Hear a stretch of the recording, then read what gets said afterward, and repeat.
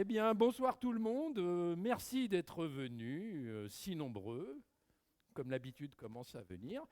Alors, comment dire, procéder dans l'ordre, je tiens à vous présenter, parce que par rapport au thème principal de ce soir, Elliot de Faramond, qui est voilà, Je suis adjoint à la adjoint en mairie du charge de 14e. de la vie associative et de la participation Tout à citoyenne. fait, tout Donc à les fait. citoyens sont devant toi ce soir. Voilà. Et donc la participation citoyenne, ce qui regroupe les conseils de quartier et aussi le budget participatif. Et je crois que ce sera un sujet abordé C'est un ce des soir sujets également. abordés, Voilà. absolument. Voilà. D'accord. Ah bah voilà. Alors, à l'ordre du jour, avant le thème principal, Florence, je ne sais pas, voilà, qui est là, viendra intervenir. Attends, toi, t'en as pas pour longtemps. Hein.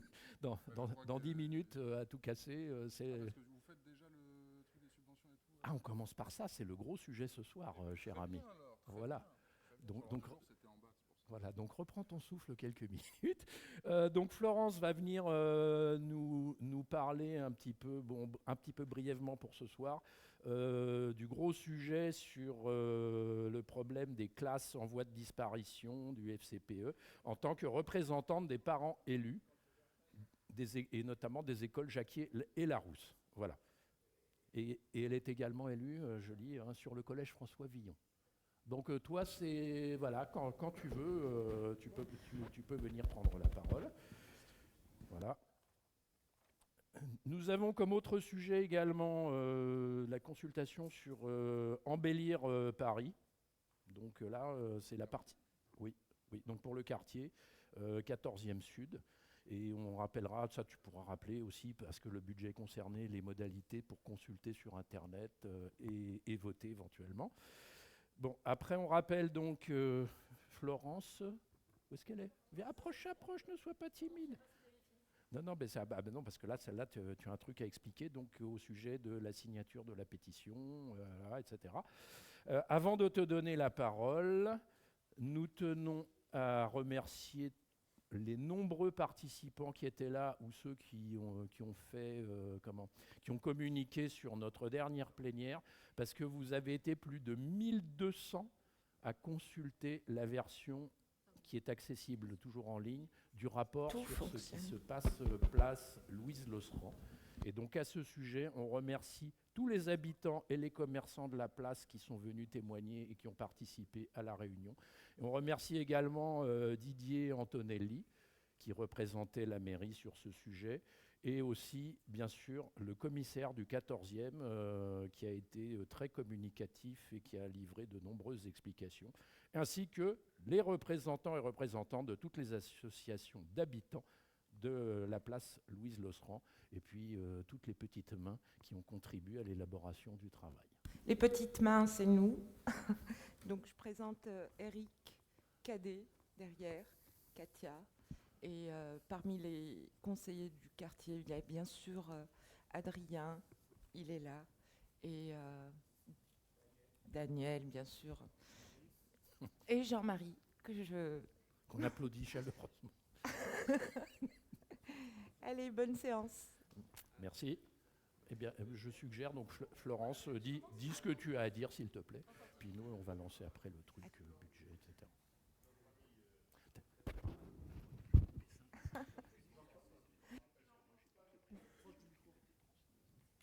Ok. Bonsoir, vous m'entendez, ça va? Je parle assez près. Ok. Je suis très heureuse d'être avec vous. Je remercie beaucoup le conseil de quartier pour cette prise de parole qui nous est permise. Donc, je m'appelle Florence Pillet, je suis parent élu FCPE, donc à la fois sur le conseil local qui réunit l'école maternelle Jacquier et l'école élémentaire Larousse, dans laquelle vous êtes accueillis ce soir. Je suis également parent élu pour la FCPE sur le collège François Villon, donc j'ai une grande qui est en 3e et une petite qui est en CE1 ici. Et en fait, on voulait vous alerter en tant qu'habitant du quartier sur notre très grande inquiétude par rapport aux logiques de fermeture de classe et par rapport plus généralement au manque de moyens donnés à l'éducation, principalement par l'État, donc au niveau de l'éducation nationale.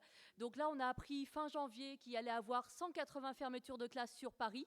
On a appris très récemment qu'il y avait une très grande baisse de budget qui était annoncé également par le gouvernement, donc dans le nouveau projet de loi finance pour l'année prochaine, qui, du côté de l'éducation, va par exemple engendrer une très grande baisse des possibilités d'accueil des enfants en situation de handicap dans les écoles.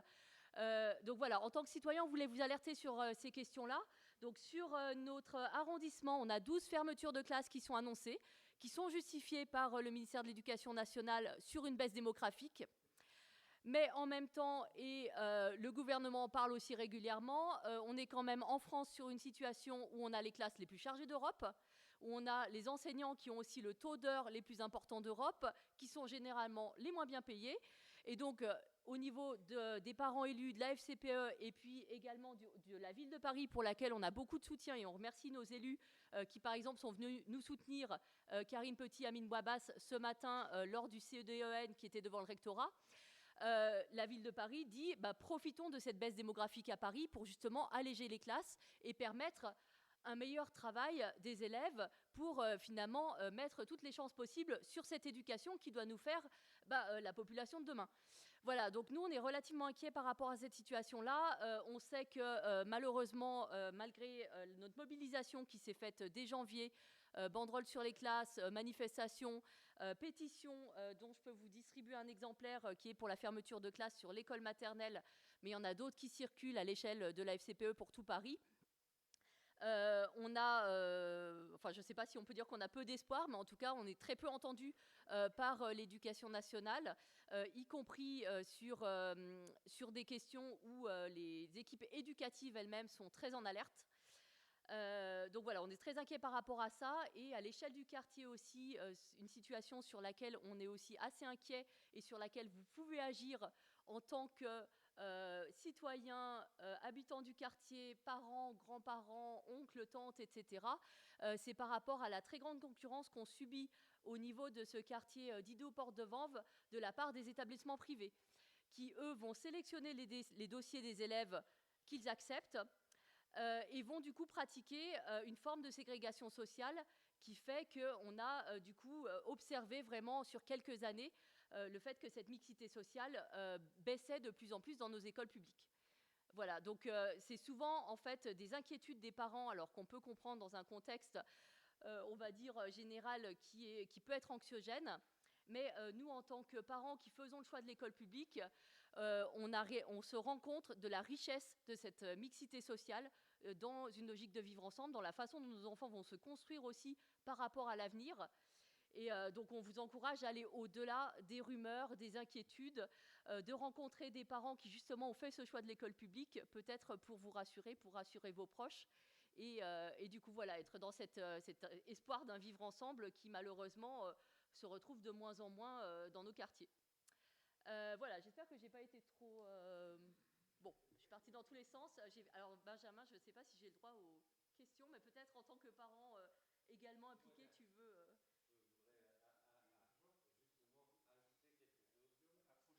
Voilà, hop.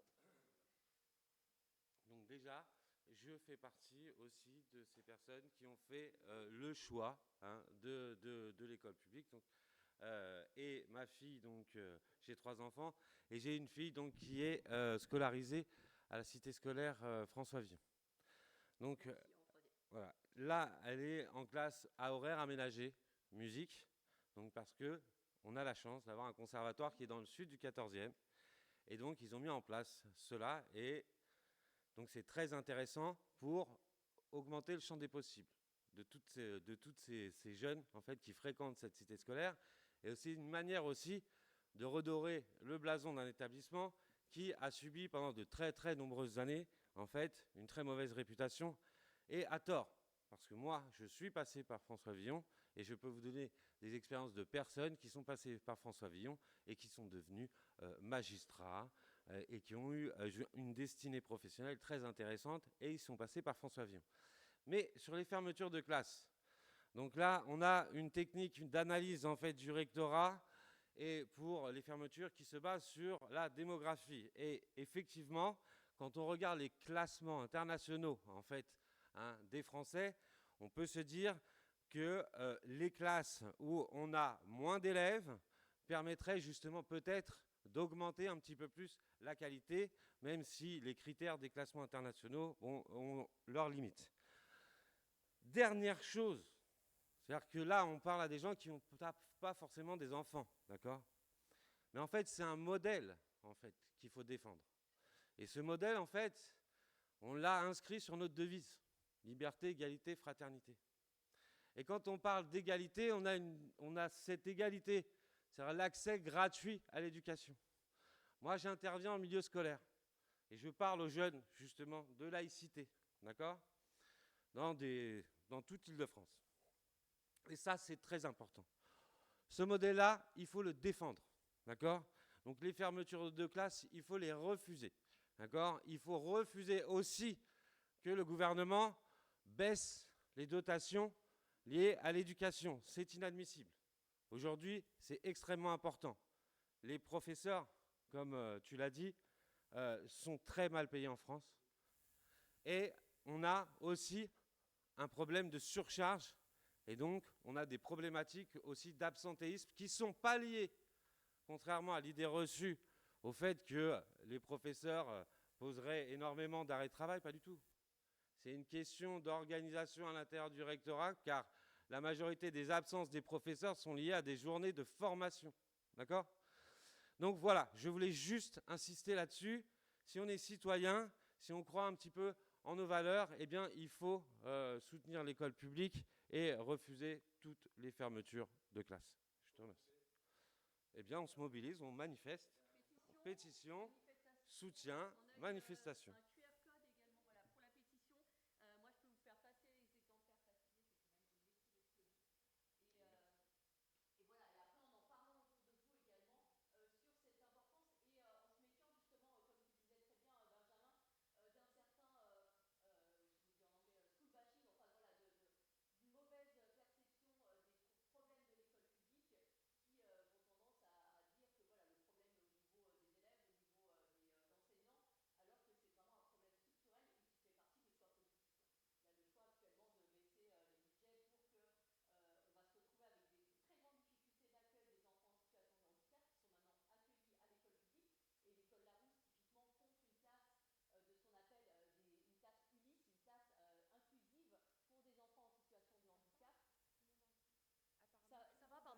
J'ai l'habitude de parler fort, mais oui, c'est mon métier qui fait ça.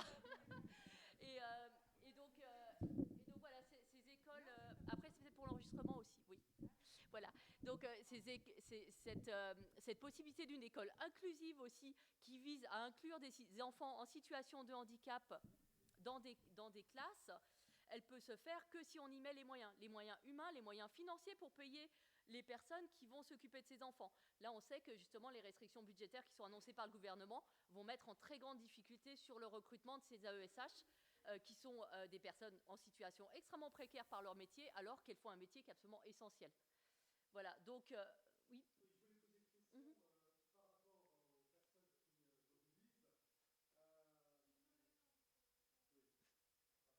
qui mobilisent. Oui, ce que je voulais dire, c'est que par rapport aux personnes qui mobilisent, quelle aide peut nous apporter notre député de Circo? Ah oui, pardon, j'ai oublié de parler Parce que Monsieur Arenas, voilà, qui est effectivement également très présent auprès de cette mobilisation depuis le début. Donc en fait, en plus, Rodrigo Arenas était président de la FCPE, donc il a un lien très fort avec l'école publique. Il défend très fortement l'école publique et questionne régulièrement aussi l'Assemblée nationale sur le financement de l'école privée en France, qui est payée à 75% par vos impôts. On l'ignore souvent, moi je l'ai découvert finalement que très récemment. Et donc il pose régulièrement ces questions-là et il est très présent avec nous justement sur cette mobilisation contre les fermetures de classes et généralement les baisses de moyens pour l'éducation publique. Donc voilà, on le sollicite régulièrement et il est effectivement très à l'écoute, ce qui est tout à fait appréciable.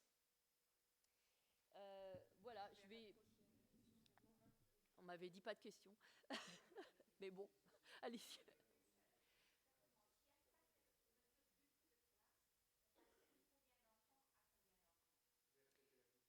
Oui, alors on me pose la question par rapport au nombre d'enfants qui seraient accueillis par classe s'il n'y avait pas de fermeture de classe. Donc le problème, c'est qu'en fait, le rectorat prend des décisions sur les fermetures de classes et sur les moyens qui vont être alloués à chacune des écoles sur la base de chiffres qui ne sont pas définitifs. C'est-à-dire que là, on a eu des chiffres provisoires avant clôture des inscriptions. C'est-à-dire que les parents n'étaient même pas en obligation d'avoir inscrit leur enfant sur une date précise avant que le rectorat prenne sa décision. Donc nous, on nous a annoncé une école où il y aurait moins de 200 élèves et du coup, on se retrouvait à... ils nous annoncent 24 par classe, ce qui n'est pas énorme, sauf qu'en fait, le directeur, lui, nous annonce 225 à minima. Je complète avec la situation du collège François Villon, où on nous annonce 2 fermetures de classe, une 6e, une 5e. C'est d'autres dispositifs que l'élémentaire, donc ce n'était pas ce matin que la décision a été prise. Il faut qu'on demande une audience au rectorat, enfin bon, c'est encore autre chose. Mais là, du coup, sur ces 2 classes qui nous annoncent en fermeture au collège François Villon, il y a 8 élèves qui restent sur le carreau en 5e. On a posé la question, ce qu'on était censé faire de ces 8 élèves, la direction ne sait pas en fait. Donc est-ce qu'ils vont aller dans un autre collège? On ne sait pas trop en fait, et on a l'impression qu'en fait c'est très problématique parce que le rectorat pense qu'en chiffres, et nous on voit les enfants qui sont derrière, quoi.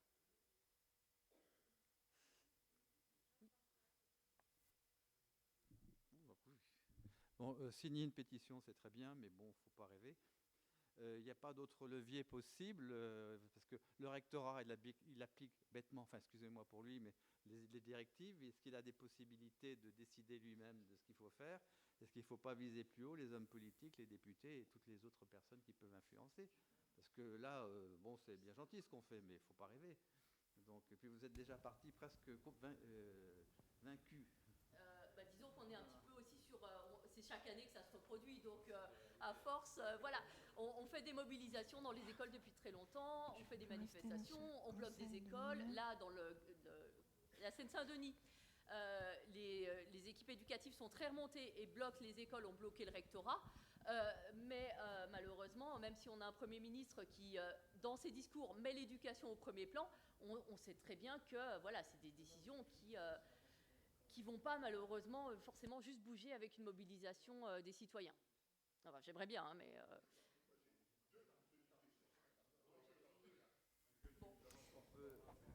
Jean-François. Alors, je vais le passer. Attends. Pour l'enregistrement, mais ça ne va pas aller aussi loin. Est-ce que tu peux te rapprocher, Daniel, s'il te plaît? Bon, ce sera la dernière question, s'il vous plaît, parce qu'on avait dit qu'on ne faisait pas de séance de questions-réponses sur le sujet FCPE ce soir. Allez, vas-y. Bon. Tiens. Non, je voulais simplement vous demander d'abord vous-même, indépendamment du fait que vous avez des enfants, quelle est votre activité? Mon activité? Vous êtes enseignante, vous, ou pas? Non, je ne suis pas enseignante. Non, mais c'est pour savoir. Je travaille dans un musée qui est une association financée par la ville et je suis en service pédagogique. C'était le problème de savoir si vous étiez enseignante ou pas. Je n'ai pas de conflit d'intérêt, je pense. D'accord. La seconde question, il y a marqué pétition contre la fermeture d'une classe à Jacquier. Alors c'est bien de vouloir nous faire signer une pétition, mais si nous, parents d'élèves, nous opposons à... Le problème, c'est que s'il y avait une toute petite explication nous disant effectivement quelle classe on veut fermer, combien ça concerne d'élèves, etc., ça serait peut-être plus facile de signer. Moi, j'aime pas signer des choses globales. Oui, je comprends. Donc pour moi, je ne signerai pas, non pas parce que je suis opposé, mais je ne signe pas parce que je ne sais pas ce que je signe. J'entends. Alors ça, c'est la pétition pour l'école maternelle. Moi, je n'y suis plus. Et je sais qu'il y a un QR code aussi qui est disponible et qui, là, pour le coup, vous emmènera vers la pétition où vous aurez tous les détails sur ce qui est réellement demandé. Après, c'est pas une classe, il ne ferme pas la grande section ou la petite section. Il ferme une classe, c'est-à-dire que la directrice va devoir répartir les élèves sur les enseignants qui lui seront mis à disposition. Ça veut dire aussi faire des doubles niveaux, par exemple. Une classe petit et grand, parce que tous les petits ne tiendront pas dans une seule classe. Voilà. Le QR code est auprès de Cadet à scanner. Voilà. En tout cas, merci beaucoup pour votre, je ne vais pas dire enthousiasme, mais en tout cas pour votre réactivité par rapport à cette problématique. Et en tout cas, nous, en tant que parents élus donc de ces écoles, on a une adresse mail que vous retrouvez à l'extérieur de l'école. Donc n'hésitez pas, si vous avez des questions, si vous avez des parents qui ont des inquiétudes, à nous les renvoyer également. Hein. Voilà.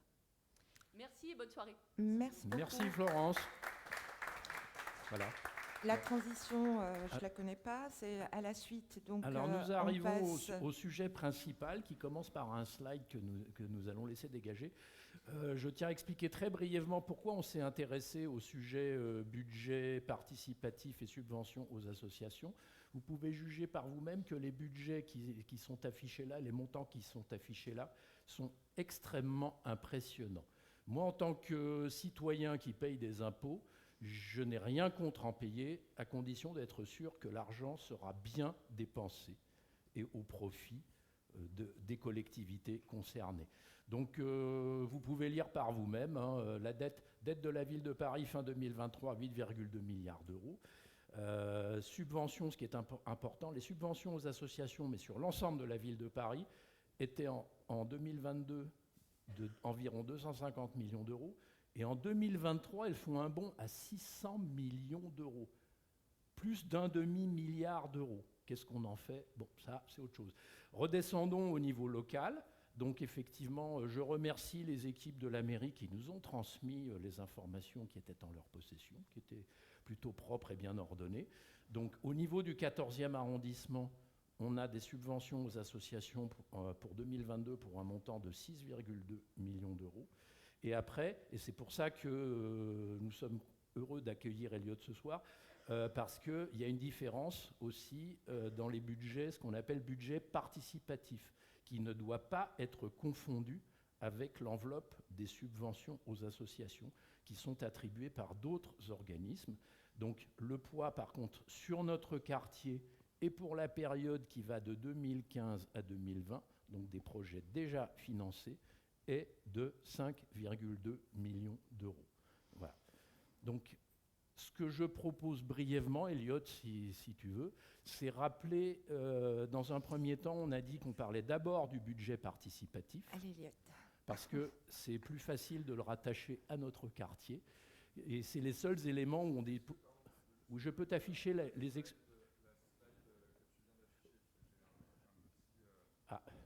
mais bien sûr. À faire parce qu'évidemment, là, comme ça paraît extraordinaire de gabegie financière. Je rappelle que la ville de Paris, qu'est-ce qu'il finance? C'est beaucoup de services publics, de solidarité pour la petite enfance à destination des familles. C'est aussi un grand plan d'adaptation de la ville au changement climatique. On est quand même sur des perspectives en 2050 de Paris à 50 degrés, donc avec beaucoup de problèmes induits aussi en termes de santé publique, en termes aussi d'aménagement de la ville. Il faut créer des espaces, il faut que la ville respire un peu mieux. Donc oui, c'est un engagement financier assez lourd, mais je tiens à rappeler aussi que la ville de Paris a été notée AA par l'agence Standard & Poor's, qui a été confirmée, et ce qui est la même note attribuée à la France, voilà, au global. Et que c'est la meilleure note qu'on puisse trouver pour une collectivité. Il n'y a pas de triple A dans le monde? Si, je pense qu'il y en a. Mais c'est la meilleure note d'une collectivité en France. Ah, en France, voilà. Oui. Et après, il faut jouer aussi avec la diminution des financements de l'État, Oui. l'augmentation aussi des coûts induits par l'inflation, avec aussi le RSA, et qui a la charge complète des municipalités. La crise Covid étant passée par là, et le gouvernement s'étant un petit peu déchargé de ses compétences sur les collectivités, ça rajoute aussi encore un petit peu plus de poids financier sur la ville de Paris, qui malgré tout, avec un budget de 11 milliards assez ambitieux en temps relevé les défis et sociaux et climatiques, et puis après, quand on rapporte 250 millions à 8,2 milliards, il me semble que c'est pas non plus énorme quand on sait tous les services que les associations rendent aussi aux Parisiens et aux Parisiennes. Peut-être pour revenir là-dessus, c'est vrai qu'on a beaucoup de besoins, que ce soit en termes de solidarité, en termes de petite enfance aussi. Il y a beaucoup de crèches qui sont des crèches associatives. Il faut savoir que dans le 14e, sur les 6,2 millions, il y a plus de 3 millions qui financent la petite enfance. Et ça, c'est pour les familles des 14e, des 14e. Et c'est un service public essentiel aussi, voilà, qui doit être assuré, parce que comme... finalement, on en parlait juste avant sur l'école publique, le système d'intégration de nos jeunes, de formation de nos jeunes aussi, ça passe aussi par des bonnes conditions d'accueil sur la petite enfance. Et c'est une politique qu'on veut très ambitieuse aussi, parce qu'avoir des structures d'accueil sur la petite enfance, c'est aussi œuvrer pour que les parents puissent continuer d'avoir une activité professionnelle. C'est œuvrer pour l'égalité entre les femmes et les hommes également aussi. Et un sujet qui nous tient extrêmement extrêmement à cœur là-dessus. Donc je voulais juste faire ces petites précisions là-dessus. Alors, Avant, écoute, avant merci. de répondre aux questions. Plus précise. Plus Merci à précises, toi. voilà. Merci à toi Et je d'avoir veux dire accepté aussi de que répondre. Quand on dit voilà, qu'il y a 250 millions, 6,2 millions, ce sont des demandes qui sont faites par les associations, qui sont instruites par la ville de Paris. Il y a des contrôles qui sont faits aussi, il y a des bilans qui sont demandés aux associations, et que cet argent ne se promène pas dans la nature après. Voilà. Alors, on y arrive en ce qui concerne notre quartier plus tard. Est-ce que tu souhaites expliquer brièvement en quoi consiste, alors j'ai le document officiel, pour bien faire comprendre quelle est la différence entre les sommes votées dans le cadre du budget participatif et les subventions accordées par les différentes branches de l'administration. Alors, du coup, ça ne concerne pas du tout les mêmes structures. Le budget participatif, c'est un engagement de la ville de Paris, c'est sur ce dispositif participatif, de permettre aux citoyens, aux Parisiens, aux Parisiennes, qui paient des impôts, de pouvoir choisir l'utilisation finalement de leurs impôts sur des projets qui vont toucher leur arrondissement, leur quartier. Que ce soit sur des projets d'aménagement léger de l'espace public, que ce soit sur des projets de solidarité. Ça peut être aussi du soutien à des projets associatifs. Ça peut être toutes sortes de choses. Ce budget, donc c'est 25% du budget total d'investissement de la ville de Paris qui est dévolu au budget participatif. Ce budget, c'est que du budget d'investissement, donc il ne doit pas induire du budget des dépenses de fonctionnement là-dessus. Et pour pouvoir, le budget participatif, c'est très simple, c'est chaque habitante qui peut déposer une idée sur décider.paris.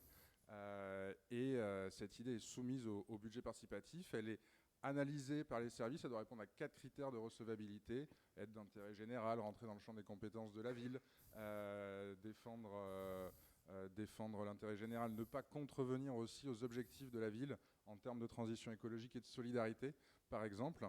Et donc ces projets-là sont instruits pendant une période qui va de février en général jusqu'au mois d'avril, enfin plutôt le mois de mai. Ils sont soumis ensuite au vote en septembre, et ce sont les Parisiens et les Parisiennes qui choisissent quels projets vont être lauréats. Alors cette année, sur l'organisation du vote, par exemple, on est sur un principe de vote majoritaire. C'est-à-dire que vous pouvez mettre si vous adorez ce projet, si vous l'aimez un petit peu moins, ou si vous ne l'aimez pas. Et là, il y a un malus quand on fait le décompte. On est sur un système là d'enveloppe dévolue au 14e. Donc cette année, on est aux alentours de, comme l'an dernier, autour de 4,5 millions pour l'arrondissement, avec une partie du budget qui est fléchée vers les quartiers populaires. Donc notamment le quartier d'Ido-Plaisance Porte de Vanves, et qui s'élève cette année à 1,6 million d'euros.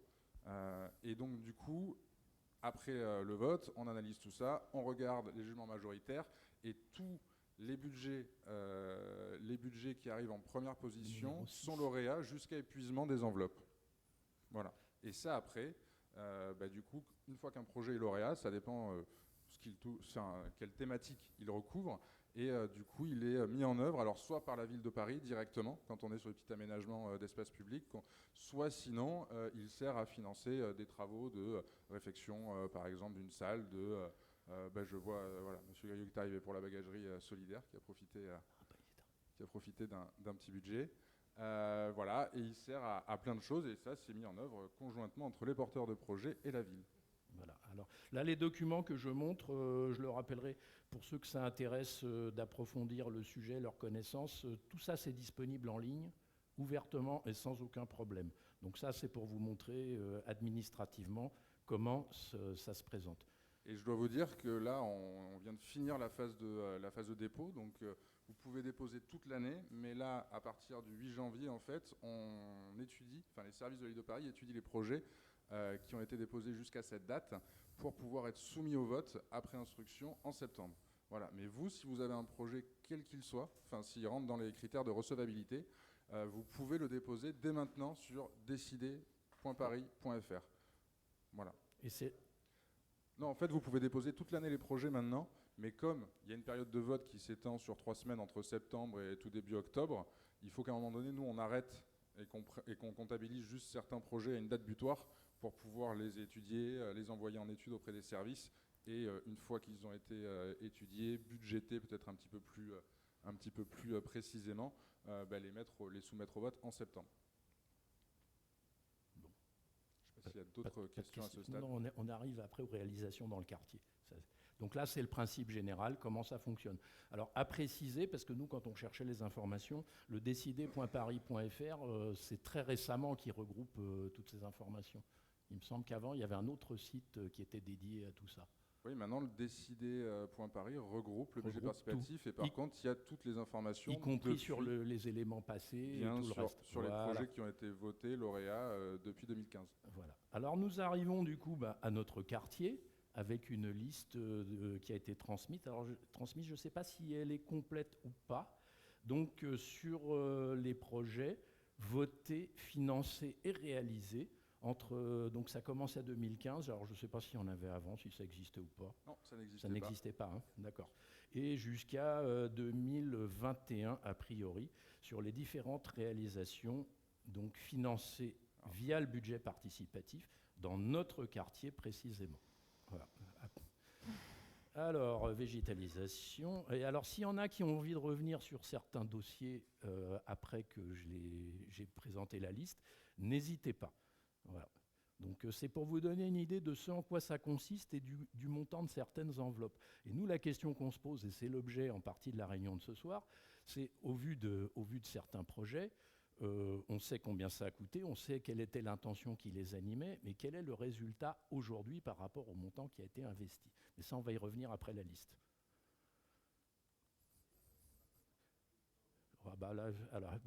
On pourra peut-être vous le transmettre, la liste oui, complète. Alors tous les documents seront accessibles après, à tout le monde. Et moi, ce que je propose, c'est que tous ceux qui s'intéressent pourront recevoir par email le lien de toutes les sources d'informations et y accéder librement.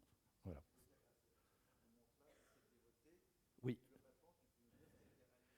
Alors, tous ceux que je montre là ont été votés, financés et réalisés. Voilà, tout cela. Donc, végétalisation des murs du 14e, c'est un exemple. Montant 371 000, année 2015. La Panaméenne, année 2016. Je pensais que c'était plus récent que ça, coût 800 000. Donc ça, attention, les coûts qui sont donnés là, d'ailleurs, c'est précision importante, et il se peut qu'il y ait des questions après, ce sont les coûts à la mise en place du projet. Parce qu'il y a certaines associations dont on suppose que les années suivantes, elles ont continué à demander une contribution à la mairie. Et ça, nous n'avons pas eu les éléments. Donc s'il y a des questions, je dirais, elles seront pour toi.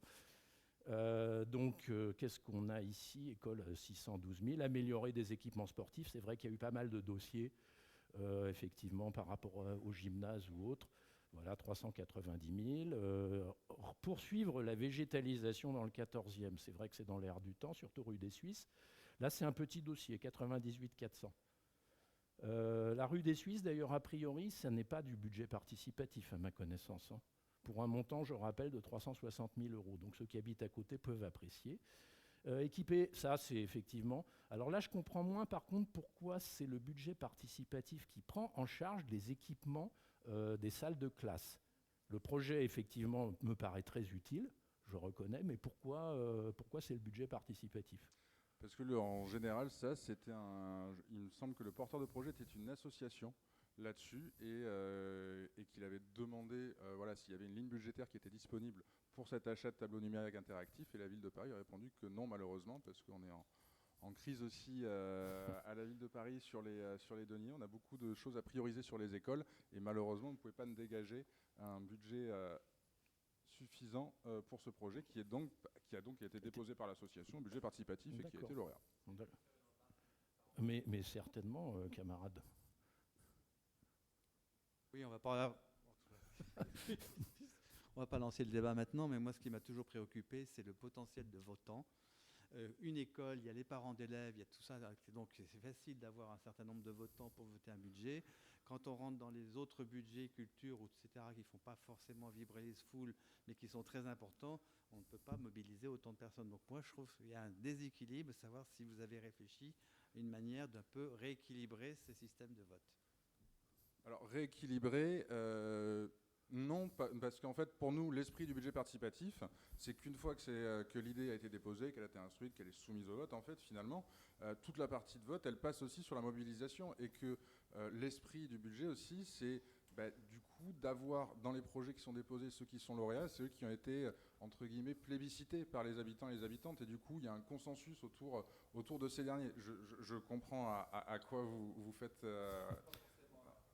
Alors, Mais oui, mais du coup, effectivement, c'est pour ça aussi que nous, on a une attention particulière, un échange particulier avec les différents porteurs de projets, pour leur dire tout au long aussi, dès qu'ils ont déposé et que le dossier par instruction, de leur dire, écoutez, attention aussi pour la phase de vote, il faut que vous mobilisiez autour de vous.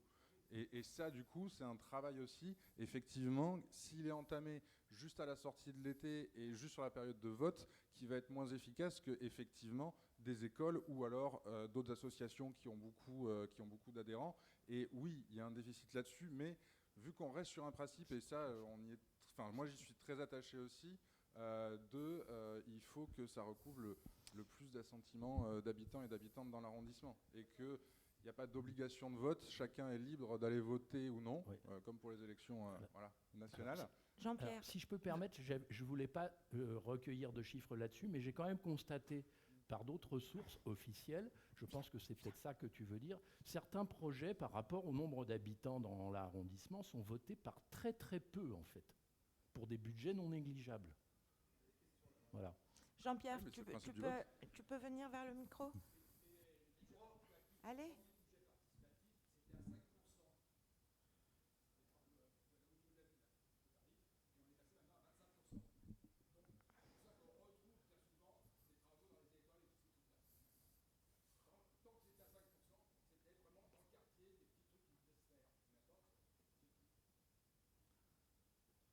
Benjamin, tu veux prendre la parole? Benjamin, oui, tu peux venir.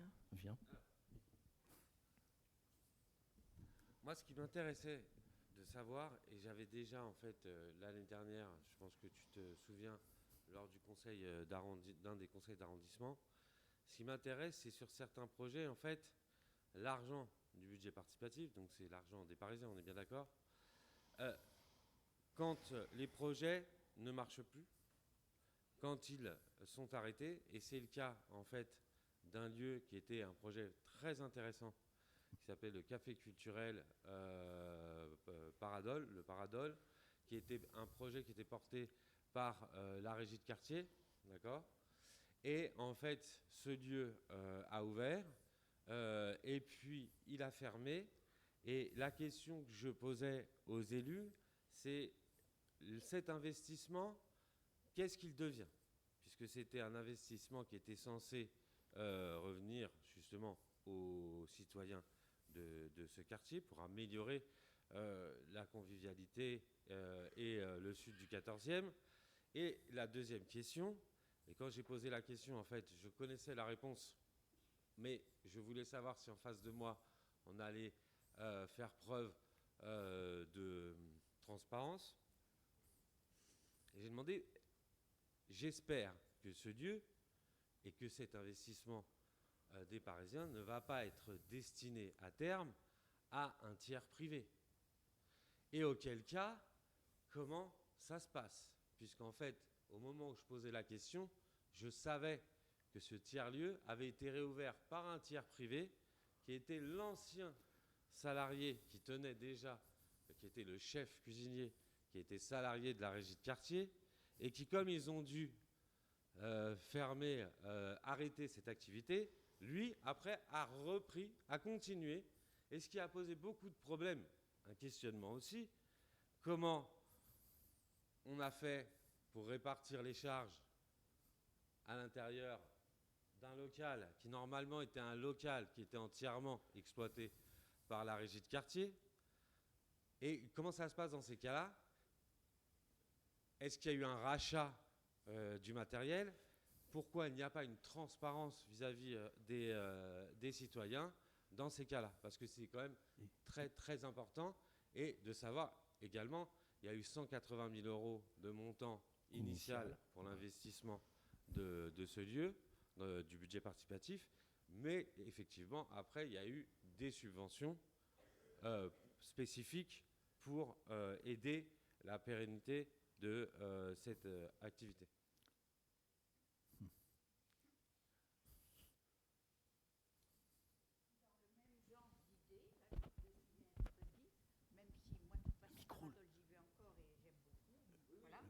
Le micro. Mais la panaméenne, quand même, On y 800 arrive, 000. on y arrive. D'abord, je trouve ça très élevé pour un local, en termes de mise en route. Et moi Hein, aussi. je trouve ça colossal, 800 000. Oui. Et ça n'est que j'étais- l'investissement initial, Oui, sans à que fait, nous sans le connaissions fonctionnement. les rallonges de subventions qui ont pu Oui. être demandées par l'association qui s'appelle Food de rue, pour ceux Oui. qui ne connaissent pas en le plus, détail. ça marchait très bien moi, pendant plusieurs années. Et tout à coup, un, c'est fermé. Et deux, un local fermé, c'est quand même de l'argent qui coule dort. encore. Hein. Oui. Alors ça, moi, la panaméenne, je ne comprends pas. Alors, pour répondre sur les deux questions, déjà, pour le Paradol, effectivement, pour reprendre sur l'esprit aussi global du budget participatif, c'est un budget d'investissement. Ce budget d'investissement de 180 000 €, c'était pour remettre le local en fonction, l'ouvrir sur le quartier et que les habitants et les habitantes puissent profiter effectivement d'un lieu de convivialité. Ce qui a été fait, voilà, ça a été quand même un petit peu compliqué avant que le Paradol puisse ouvrir. Il dépendait de la régie de quartier, la régie de quartier qui elle-même a connu des difficultés assez importantes. Et l'an dernier, nous, on s'est mobilisés, les élus, les services de la ville de Paris aussi, parce qu'une régie de quartier, c'est quand même une structure qui travaille sur le champ de l'insertion. Et donc, sur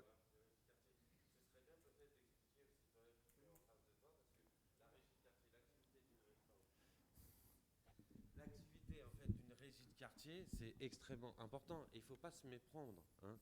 Mes questions, justement, sont faites parce que je trouve que c'est un dispositif d'insertion et de créateur de lien social qui est très intéressant.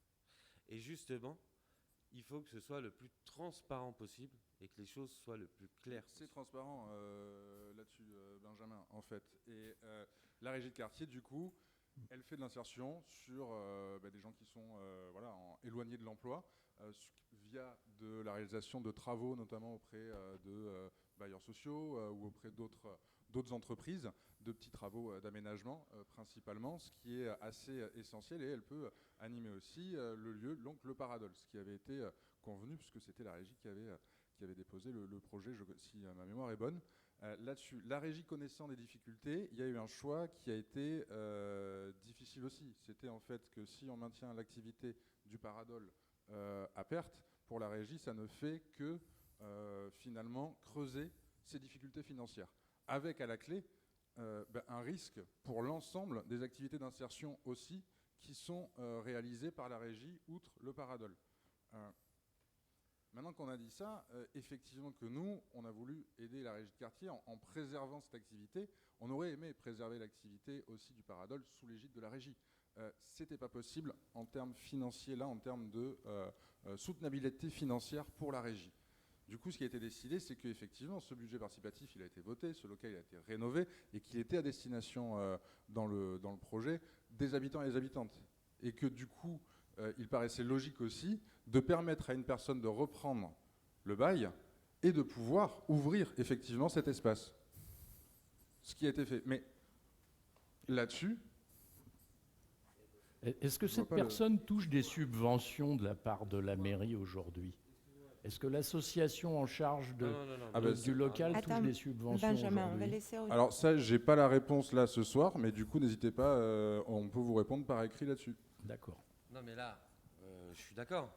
Ok, mais alors dans ces cas-là, on fait quand même, je pense qu'on est assujetti à une proposition peut-être à d'autres activités et devoir faire une espèce d'appel d'offres en fait sur qui va reprendre, quelles sont les différentes propositions. Là, ça a été fait sans la consultation des habitants. C'est ça qui est dérangeant en fait. C'est pour ça qu'on se questionne. Et c'est un tiers privé, ce n'est pas une association. C'est un ancien salarié de la régie de quartier. Qui a repris. Et en termes de droit du travail, c'est aussi compliqué. Là, vous êtes allé très très loin. Je me pose des questions sur le fait, est-ce qu'un salarié qui a une activité, qui arrête son activité parce qu'il y a des problèmes justement au niveau financier pour la pérennité de cette activité, est-ce que cette personne-là peut reprendre la même activité dans le même local en créant une nouvelle structure privée? Est-ce que des gens, peut-être que des citoyens ont des compétences plus affinés sur le sujet, qui pourraient peut-être nous éclairer sur cette question? Alors moi, je n'ai pas suivi le projet de reprise directement. Après, ce que je comprends là, c'est qu'il y avait des gens intéressés, peut-être toi, par reprendre ce projet. Pas du tout. D'accord. J'étais absolument pas intéressé. Je pense qu'il y avait aussi dans les difficultés de la régie étaient assez importantes, et donc il y avait un besoin de rapidité aussi pour pouvoir permettre la pérennité des activités d'insertion. Je ne veux pas te mettre à défaut dans cette situation, mais quand tu nous dis « j'étais pas au courant », en fait, tu es la personne qui est en charge du budget participatif et la destination à qui on va donner cet argent, quand même, le minimum, ce serait de savoir un petit peu... Je n'ai pas dit que je n'étais pas au courant. Là, tu transformes mes propos. J'ai dit que je n'ai pas suivi directement le dossier, qui a été suivi plutôt sur le volet insertion, parce que c'était le volet qui avait été choisi pour subvenir aux besoins. Quel volet insertion il y a quand on donne un local privé? Du coup, là-dessus, je veux dire qu'il n'y a eu pas de malversation là-dessus qui a été faite. Il y a eu un choix qui a été fait de préserver une activité, un lieu qui soit ouvert à destination des habitants et des habitantes tel que voté et tel que le projet voté pour le jeu participatif. Moi qui suis natif de ce quartier-là, d'accord, je connais beaucoup de petits jeunes qui, eux, ont monté des activités, qui ont créé de l'emploi, qui créent de l'activité. Et j'ai suivi comment ils ont fait les choses. Et je vous assure que dans ces jeunes-là, ils auraient proposé quelque chose pour ce lieu. Mais ils n'ont pas été informés de ça. Donc il y a quand même une certaine inégalité entre les citoyens de ces quartiers-là, d'un quartier qui est populaire, qui essaie de créer des activités. Et à ce moment-là, quand on a un lieu où on pourrait justement que ces jeunes-là s'investissent, et pour créer du lien social, à mon avis, quand ils connaissent bien le quartier, ils sauront très très bien faire, parce que la personne qui a repris en plus le local ne connaît pas le quartier, il n'est pas natif de ce quartier, voilà. Donc c'est quand même aussi une problématique supplémentaire. Et c'est là où je suis encore plus en colère. Tu vois ? Oui, mais je le dis aussi que c'était un ancien salarié de la régie et qu'il y avait la volonté de préserver l'ensemble des emplois aussi de la régie d'une manière ou d'une autre. Alors la question, est-ce qu'ils ont été préservés aujourd'hui ? Benjamin, toi qui suis bien. Lui exploite l'activité. Lui, c'est préservé, mais... Lui exploite l'activité. Voilà. Mais et après, est-ce que ça coûte de l'argent à la collectivité ? Ça, la question nous intéresse. On pourra vous répondre par mail, parce que là, ce soir, en fait, je ne vais pas avancer quelque chose. Non, si tu n'as pas les éléments, on ne va pas te torturer, ça ne se fait plus. Et alors, Jean-Marie, tu voulais poser une question ? Je suis prête. Non ? Juste une remarque. Oui. C'est une remarque par rapport aux propos de Benjamin. Donc, oui, parce que tu as parlé plusieurs fois de tiers privés, comme si c'était un scandale. Alors, je ne viens pas à l'aide d'Eliott là-dessus, mais si j'ai bien compris, et il n'y a pas de raison de penser qu'il y a des choses qui sont mal faites, il y a un local qui est plus utilisé parce que le business model n'est pas bon, voilà, malgré le fait que la régie de quartier était compétente certainement pour ce projet tout à fait louable d'insertion, etc. Mais il s'avère que, manifestement, le projet est tombé à l'eau parce que, même si c'est fait par quelqu'un qui sait faire, ça ne marchait pas. Bon. Donc il y a un local avec un bail. Oui. Si j'ai bien compris, il fallait effectivement trouver quand même quelqu'un pour reprendre le bail. Il y a quelqu'un qui s'est présenté. Je termine, et puis si je me trompe, parce que je ne connais pas le dossier. Donc, mais moi, c'est le tiers privé qui me, encore une fois, qui me choque. Ça ne me choque pas du tout que ce soit repris par, en plus, le cuisinier, si j'ai bien compris, qui était déjà dans les locaux. Et voilà, donc il savait ce qu'il faisait, puisqu'il était là depuis 2016, je crois. Le projet, voilà. Ou quelque temps. Bon, bref. Et donc, il a repris à sa charge, il a dû monter une structure, je suppose, juridique. Il a repris le bail qu'il finance et qu'il paye, je suppose. S'il ne le paye pas, ça peut effectivement poser problème. Et je suppose que si, parce qu'il y a un bail donc, qu'il a repris. Donc il doit bien y avoir un montant en face du bail. Enfin, moi, je suppose que les choses sont bien faites. Donc voilà. Mais le fait que ça soit repris par le cuisinier, je trouve plutôt sympa. Alors, il ne fait pas de l'insertion. Parce que manifestement, l'insertion, ce type de modèle d'insertion dans ce type de local-là, ça ne marche pas, puisque ça n'a pas marché. On ne va pas refaire et répliquer le même problème et creuser les fonds. Il y a eu déjà le budget participatif, plus les quelques subventions qui ne sont peut-être pas si anodines que ça, depuis qui ont été versées pour soutenir cette activité qui était louable, mais complètement pas pérenne du tout. Voilà. Bon. Micro.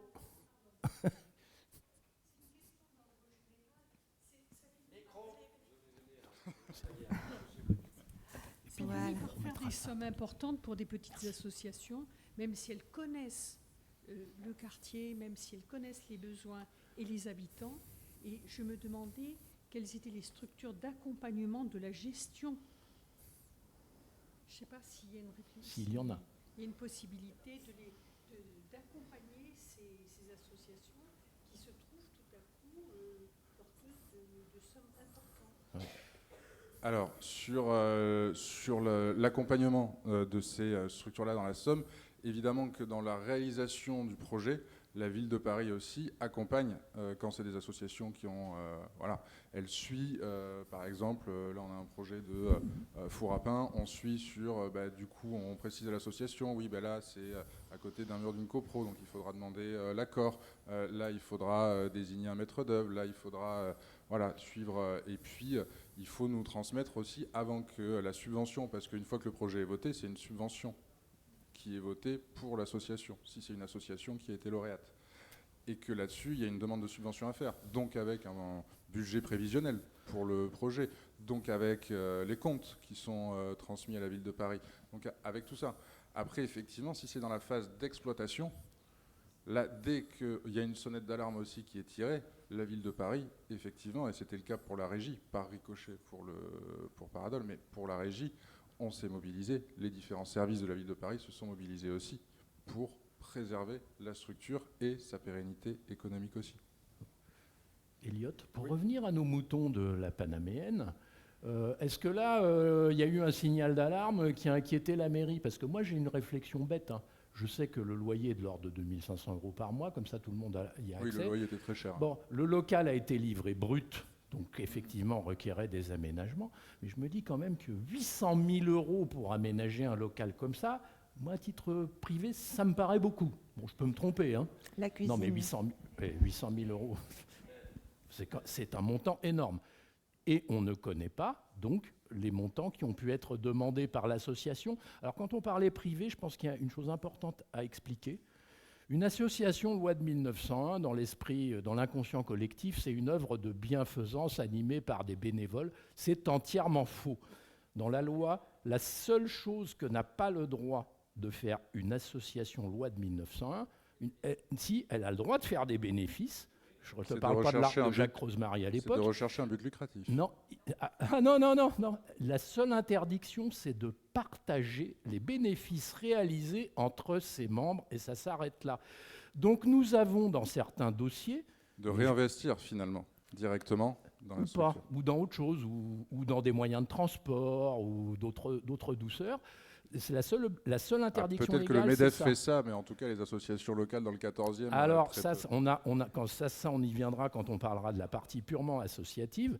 Mais là, il y a des gens, ce que je comprends, et le cas de la Panaméenne, c'est Foot de rue, qui est une association, c'est qu'il y a des gens qui utilisent une structure associative pour faire du business, pour parler crûment. Le business tourne au vinaigre, et combien ça nous a coûté? Ça nous a coûté quoi? 1 million d'euros, et la plaisanterie, c'est que c'est fermé. Alors, non, alors c'est pas dans le projet, si tu lis bien. Oui, mais la Panaméenne, c'est aussi de l'insertion, de la formation. Il y avait un volet social qui était extrêmement important. Des travaux, effectivement, qui sont importants, mais dès qu'on rentre sur du bâtimentaire, il suffit qu'on touche à 2-3 conduits et tout, et ça chiffre très très vite aussi. Après, je reviens aussi sur ce projet qui a été donc voté, choisi par les habitants et les habitantes. Oui. Sur le papier aussi, de travailler avec les petits producteurs, de faire de l'insertion, de faire du circuit court. Ça, c'était C'est quelque tout à chose fait qui louable. est, voilà, C'est tout tout à fait louable. Voilà. Après, c'est vrai qu'entre-temps, il y a eu plusieurs facteurs aussi qui ont fait que la situation... Covid. Le Covid. Oui, mais alors le Covid, Le Covid. Elliot, le Covid, ça l'empêche pas de continuer à garder ouvert la Belle Gabrielle à Vincennes.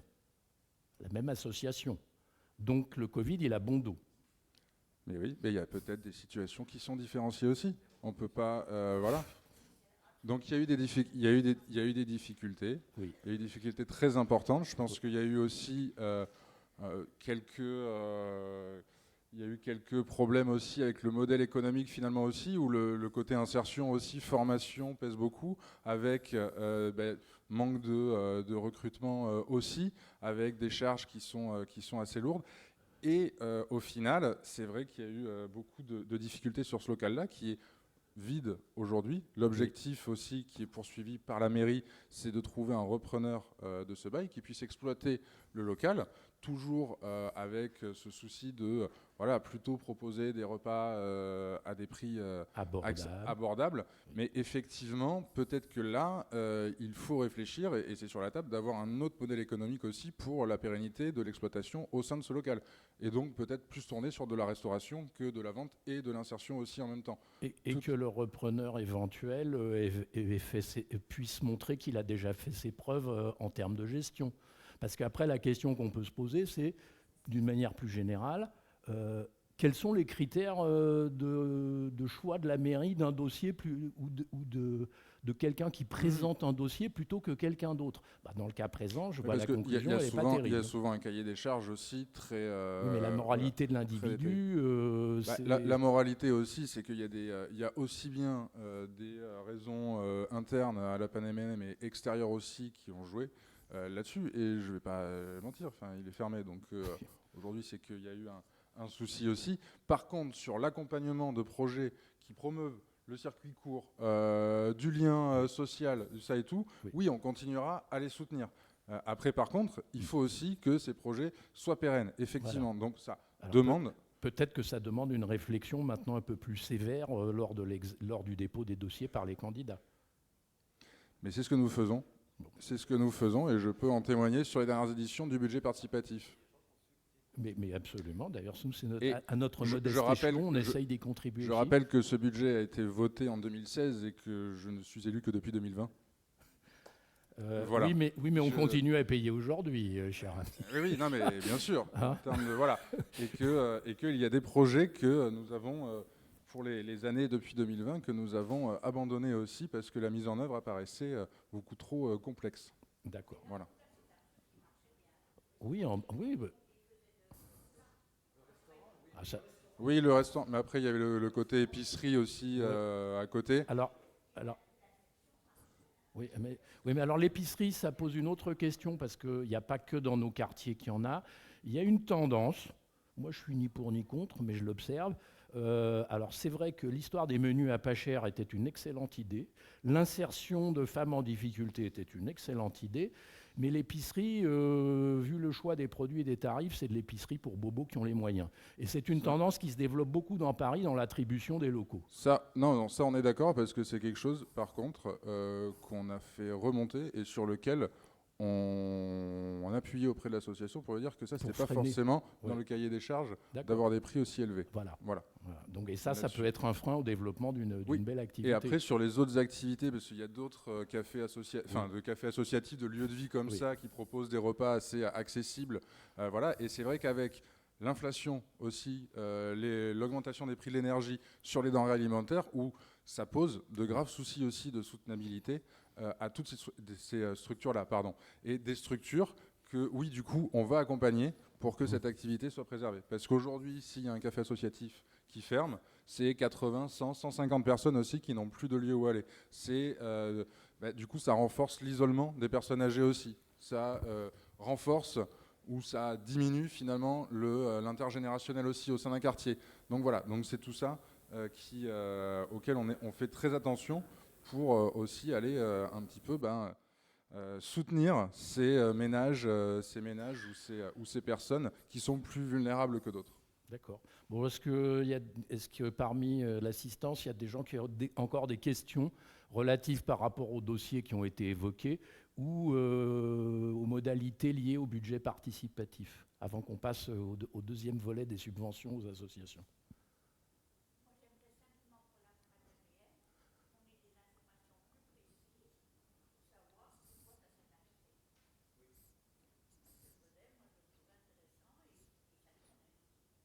Mais ça, on pourra transmettre au conseil de quartier si vous voulez.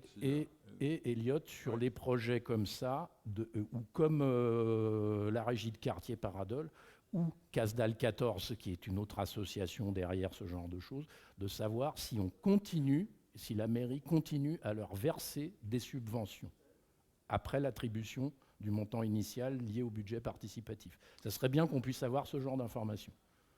Mais il y a des fois, effectivement, après l'attribution d'un budget, d'une subvention au budget participatif, il y a des surcoûts, notamment lors de travaux, qui puissent intervenir. Et en fonction de l'importance aussi du projet et de ce qu'il amène à la vie ou en termes de solidarité, oui, effectivement, la ville de Paris peut voter de nouvelles subventions pour que le projet voit le jour. Voilà. Bon, bah, s'il n'y a pas de... Ah, Bertrand, ouais.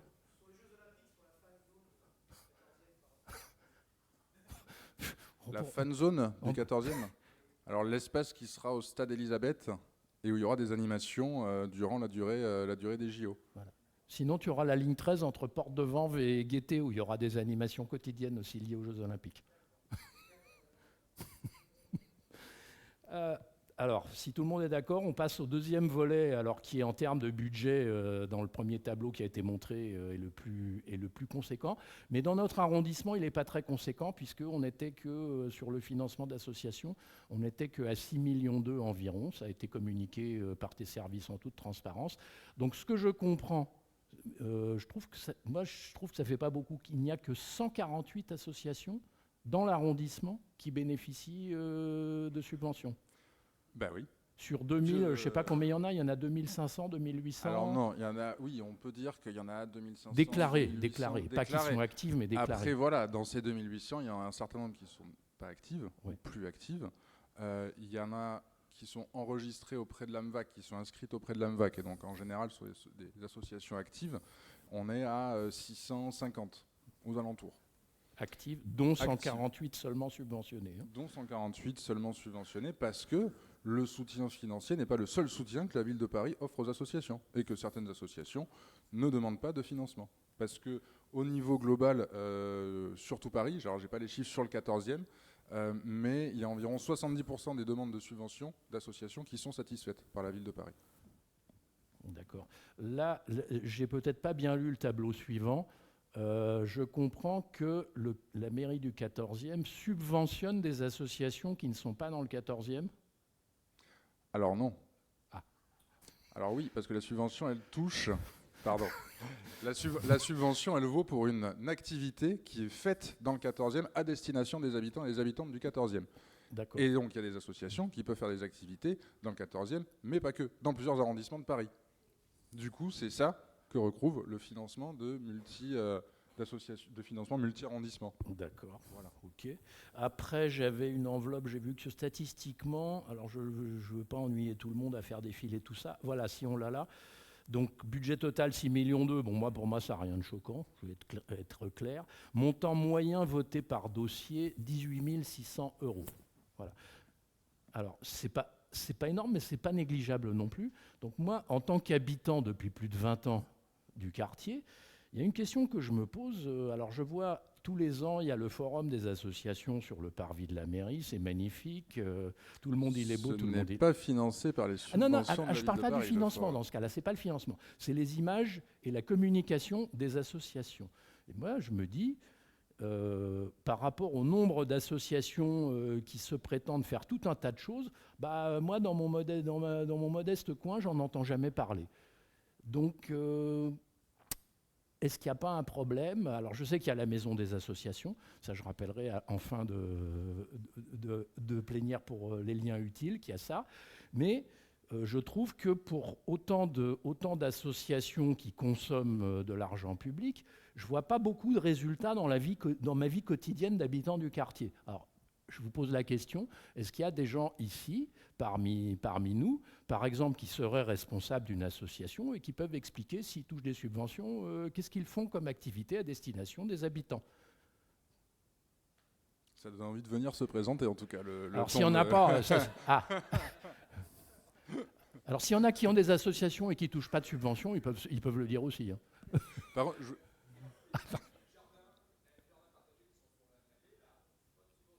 Et tu n'en demandes pas? Bon, ben voilà. Et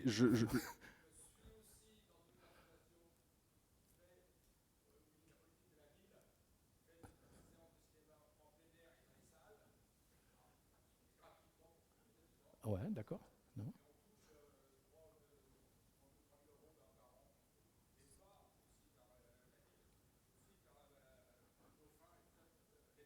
Ah oui, donc ça rentre pas dans les budgets qui sont évoqués ici. Ah non. Une petite partie. Jean-Marie, tu voulais dire quelque chose sur... T'as une association?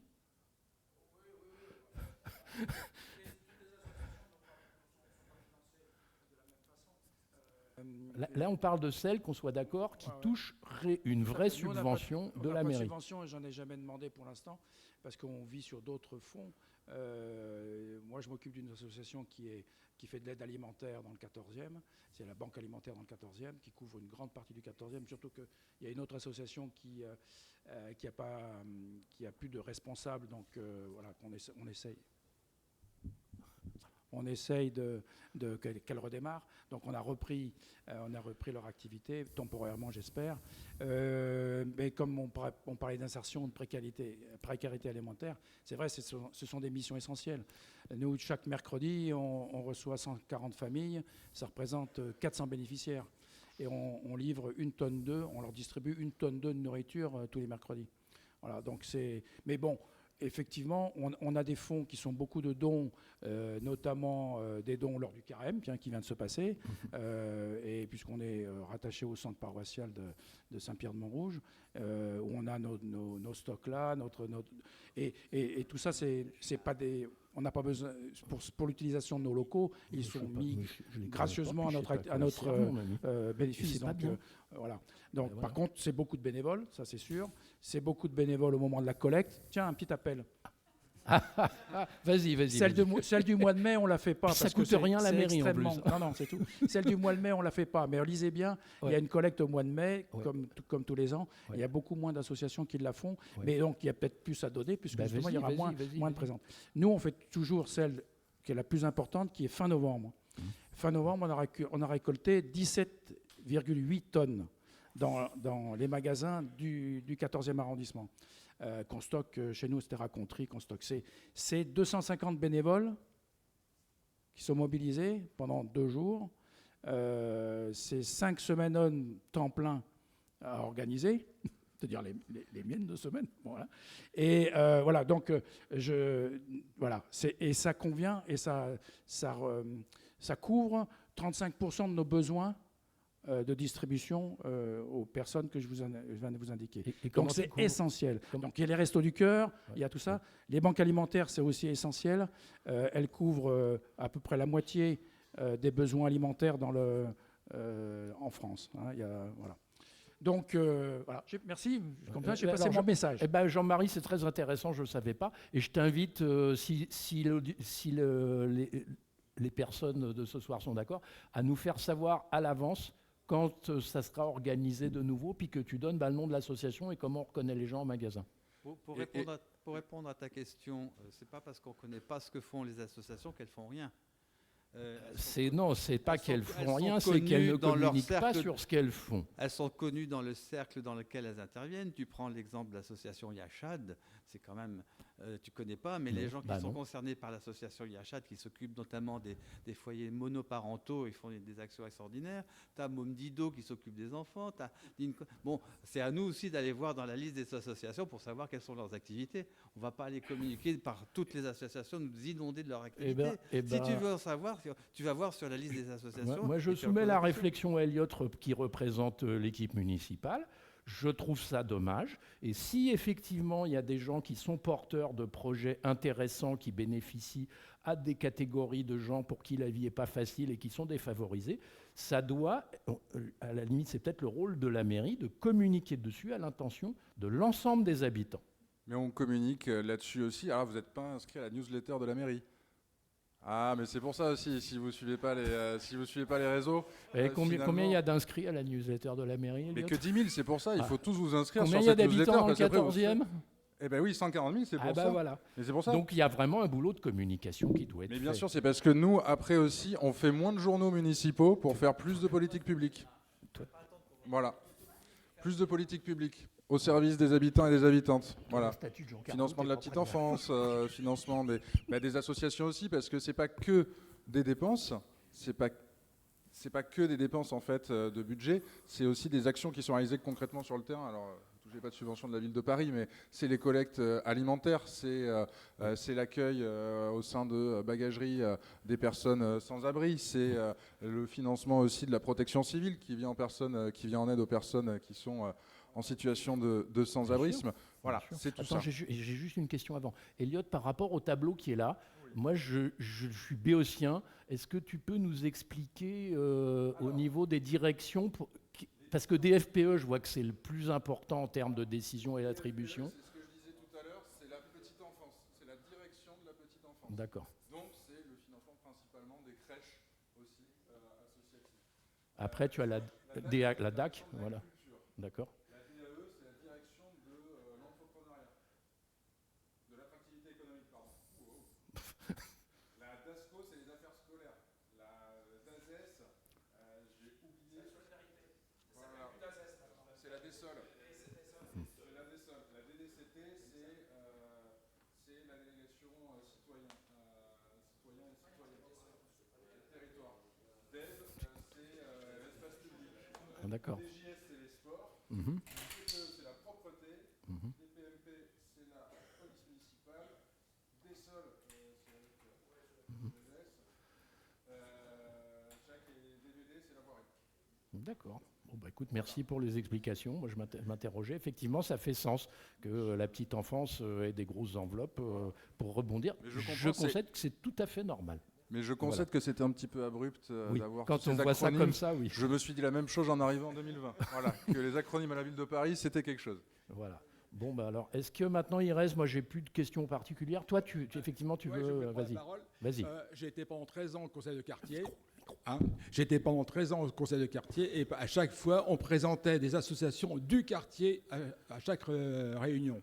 Et je pense que ça doit être repris un peu parce que les assos ont changé et donc on peut refaire ça. Oui, et puis en plus, ça permet de savoir exactement ce que font les associations dans le quartier, qui elles touchent, et de pouvoir voilà, devenir bénévole auprès de celles-ci aussi. Voilà. Ce qui rassure les habitants et qui peut les aider qui aider les associations concernées dans leur action. Je suis ravi qu'on soit passé d'un ton de fort sentiment de scepticisme par rapport aux associations et leurs actions, au fait qu'on se mette d'accord sur le fait qu'elles réalisent des actions essentielles et que du coup on va aller à leur rencontre au devant de ça. Voilà.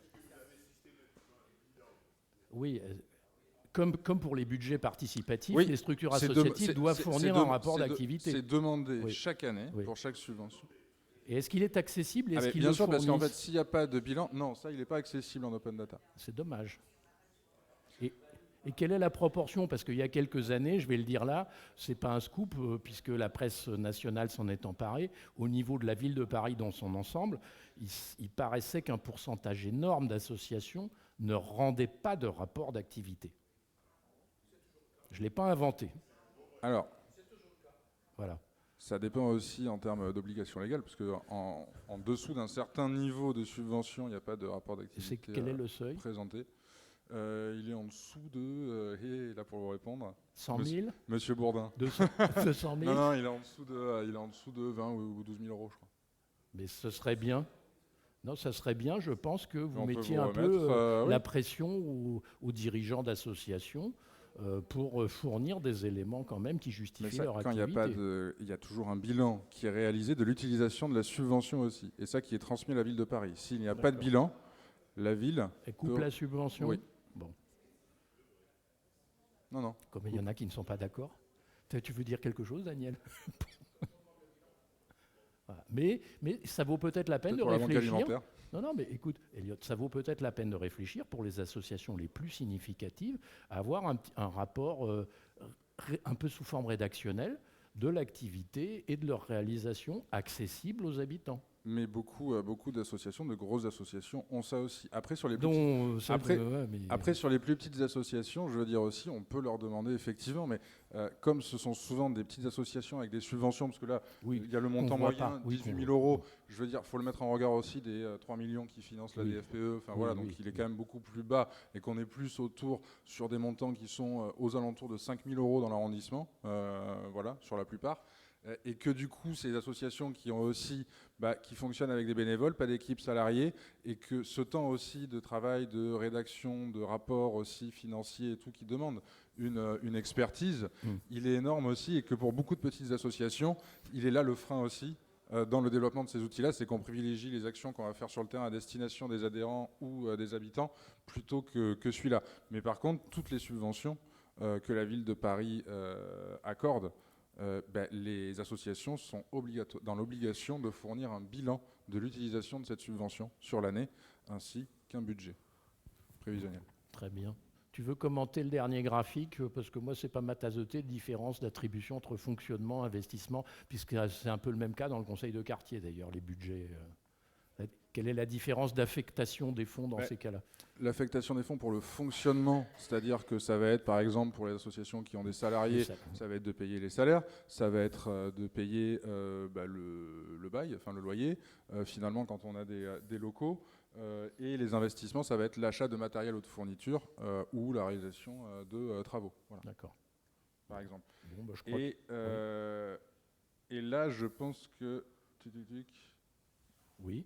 Tu veux... Oui, je pense que là, en fait, je sais pas ce les rapports là, en fait, des deux, donc dans la catégorie fonctionnement et investissement, je pense que ça, c'est les subventions qui ont été accordées dans ce qu'on appelle le droit commun, c'est-à-dire que c'est les phases de campagne de subvention de la ville de Paris qui se déroulent à partir de septembre jusqu'à décembre, en fonction des directions, où on peut demander là une subvention de fonctionnement ou d'investissement. Et après, sur la dernière colonne projet, là, c'est des associations qui répondent à des appels à projets. Et là, la subvention, elle est donnée pour la réalisation d'un projet spécifique. Voilà. Ça n'est pas confondu avec les projets au titre du budget participatif. Ah non. Voilà. Bon, écoute, c'est bien. Est-ce que quelqu'un a des questions, a besoin d'éclaircissements sur la partie subvention aux associations?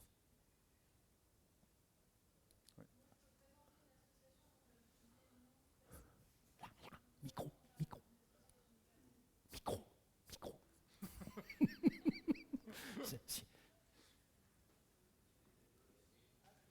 Sinon, puisqu'on cherchait des actions des associations trop peu visibles, je voulais parler pour ma sœur qui n'a pas pu venir ce soir parce qu'elle travaille, mais elle est très impliquée dans l'association qui s'appelle l'Armorique et qui fait du sport et des centres aérés pour plein de jeunes dans le quartier et notamment de la gymnastique et des arts martiaux, et qui implique beaucoup ces jeunes pour les former à être coach, à être juge. Elle a fait un service civique là-bas, ils font du super travail, ils encadrent hyper bien les enfants, et ils cherchent toujours des bénévoles pour juger des compétitions, si ça vous intéresse, ça s'appelle l'Armorique. C'était rue du Moulin Vert, mais je crois qu'ils ont déménagé, je sais plus, il y a eu une histoire de... local et tout ça. Non, mais c'est pas grave, on n'est pas sectaire là. Si des gens du quartier veulent se rendre au Moulin Vert, ils peuvent. Il y a plein d'associations. Et votre quartier, en plus, Didot, Plaisance, Sport dehors, il y a vraiment une profusion aussi d'associations, pas juste de solidarité. On a beaucoup parlé de solidarité aussi sur la transition. Je crois qu'il y a auprès de mon arbre aussi qui fait partie du comité d'animation de votre conseil de quartier.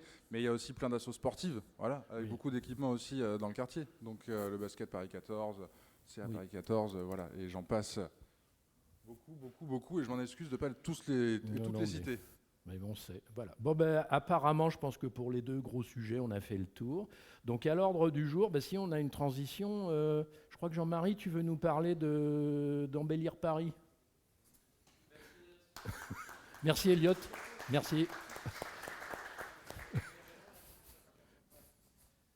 Oui, donc, bon, moi j'ai deux sujets. Deux sujets, c'est pour moi qui les ai. C'est nous qui on avait décidé de vous les présenter. Alors, embellir Paris. Je ne sais pas qui a entendu parler de embellir votre quartier. Ah si. Oui, 3, 4, 5, 6. Ah, quand même, déjà, bien. Et qui a participé, exactement, c'est ce document-là, qui a participé aux randonnées urbaines ou qui ont été qualifiées comme ça, donc, qui ont eu lieu le 6 et 9 mars. Bon. Donc ça commence un petit peu. Alors, il y a eu une réunion, la première réunion de lancement, parce que ça vient d'être lancé, c'était le 29 février en mairie de Paris. À la mairie du 14e arrondissement, pardon. Et donc, il y a tout un calendrier que je vais vous dire brièvement. L'intervention là, c'est pour vous sensibiliser à ce que vous pouvez faire pour votre quartier. Et parce que après s'être occupé de la partie nord du 14e, bon, la mairie souhaite s'occuper un peu plus maintenant du sud. Alors, le sud est divisé en 3. Vous verrez sur les plans, il y a 3 quartiers. Si vous avez donc participé aux randonnées, vous avez pu voir comment ça se passait. Ceux qui n'ont pas participé à ces balades peuvent toujours en faire. Il y a un kit sur le site de la mairie de Paris qui peut être obtenu sur décider.paris.fr, que maintenant tout le monde commence à comprendre parce qu'on en a déjà parlé.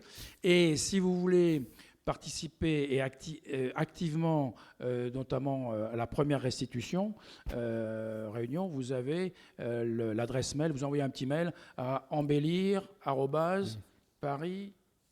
Je crois que c'est quelque chose comme ça, mais je vous le lis parce que c'est important. Oui, embellir Paris 14,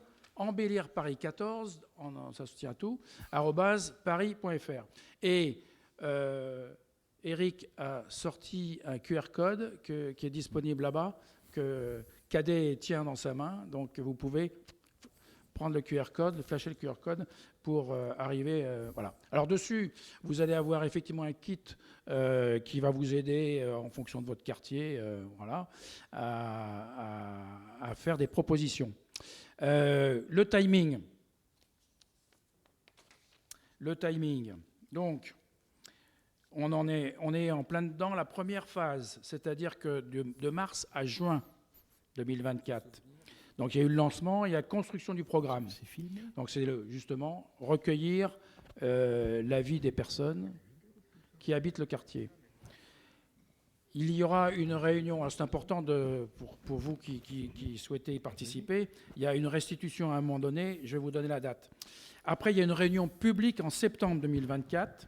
Et puis les travaux, parce que c'est quand même important, sur le nord du 14e, ça avait aussi pris beaucoup de temps, ce qui est logique, parce qu'il faut étudier l'ensemble des projets. Et les travaux, eux, vont certainement commencer 2025 et se tendre jusqu'en 2026. Donc ce n'est pas pour les Jeux Olympiques, il faut se faire une raison. Qu'est-ce qu'il y a d'important à vous dire ? Donc il y avait déjà des travaux qui ont été entrepris, ça vous le verrez sur les slides. Il y a des potentiels qui ont été identifiés dans certains quartiers de notre arrondissement, soit en faveur de l'apaisement, soit en faveur du végétal. Oui, vous les aurez sur le site, mais par exemple, en plus, le premier qui est là, c'est pas un truc que je trouve génial, mais bon. C'est la rue des Suisses. Non, c'est pas la rue des Suisses. Non, en faveur de l'apaisement, c'est la rue d'Elbey, qui est considérée comme aménagement rue aux écoles, mais il n'y a pas d'école. Il y a une crèche, et la crèche, on rentre par l'autre rue.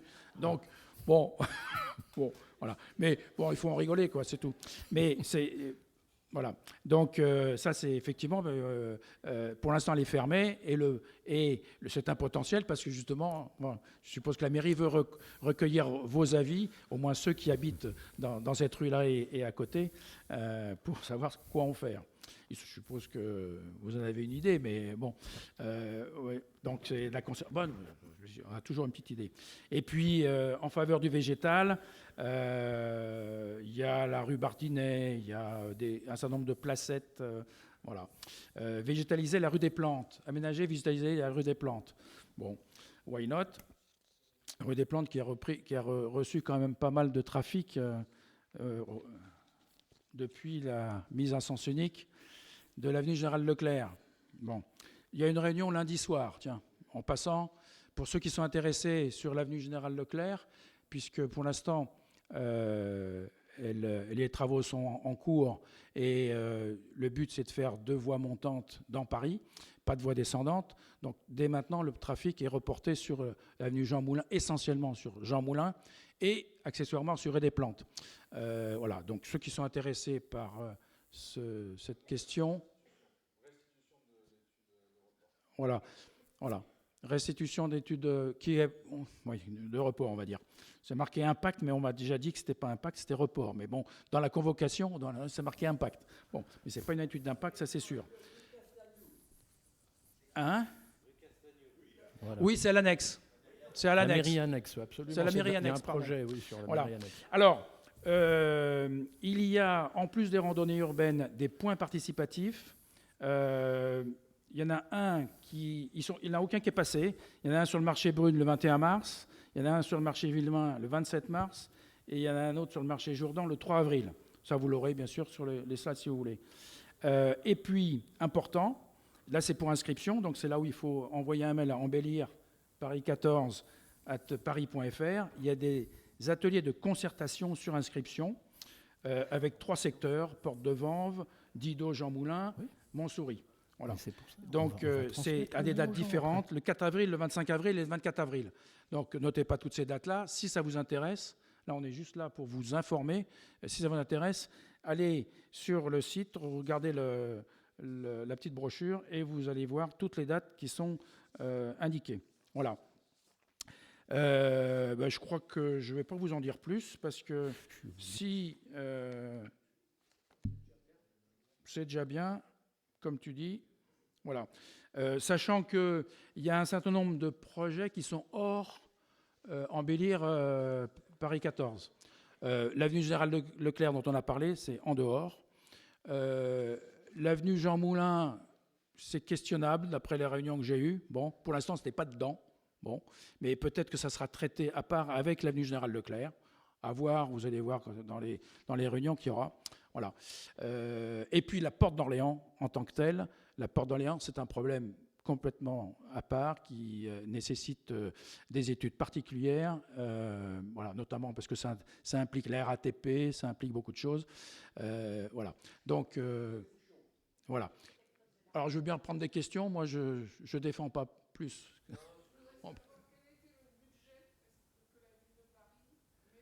Pour l'instant, il n'est pas connu. Il va dépendre, je suppose, des propositions et des fonds aussi, parce qu'on a vu qu'il y avait quand même pas mal d'endettement. Oh, à l'image de la France, camarade. Oui. Voilà. C'est pas un bon exemple. Comme nous a dit Elliot tout à l'heure, c'est pas grave, puisque la France est tellement plus endettée. Voilà. Tu voulais dire quelque chose? Tu as participé déjà? Ouais, je voulais dire quelque chose. Une question, et c'est peut-être une question d'ailleurs que je pose indirectement à l'équipe municipale. Déjà, embellir Paris, effectivement, ils ont commencé dans le nord. Bon, ça, c'était un choix très bien. Qu'est-ce qu'il en est, en fait, de qu'est-ce qui a été embelli et comment ça l'a été vraiment? Parce qu'il y a eu des rues, effectivement, qui ont été végétalisées, où on a mis des pots de fleurs qui ont coûté extrêmement cher et en fait dont les plantes n'ont pas vraiment prise, etc. Après, voilà. Et ce qui m'interroge, en fait, c'est sur l'investissement, sur embellir nos quartiers, embellir nos arrondissements. Et il y en a certains, comme la forêt urbaine, place de Catalogne, qui nous a coûté 10 millions d'euros, dont, en fait, quand on questionne des spécialistes de l'environnement, expliquent qu'en termes d'apport, puisqu'il y a les enjeux climatiques de à Paris et des fameux 50 degrés qu'on atteindrait l'été. Donc tout à fait, très bien, hein, c'est des choses évidemment qu'il faut anticiper. Mais moi, vraiment, ce qui m'a choqué dans cette affaire, c'est que c'est vrai que c'est plus embellir la place de Catalogne en termes de plastique que d'avoir un réel apport en termes d'environnement, d'îlots de chaleur, de fraîcheur, etc. Non, j'ai habité. En ayant consulté un spécialiste qui était en conférence à l'école normale supérieure, qui est un spécialiste de l'environnement, quand on lui a exposé cela, il se posait lui-même la question de l'intérêt en termes de l'apport environnemental. D'accord ? Donc je sais bien que quand...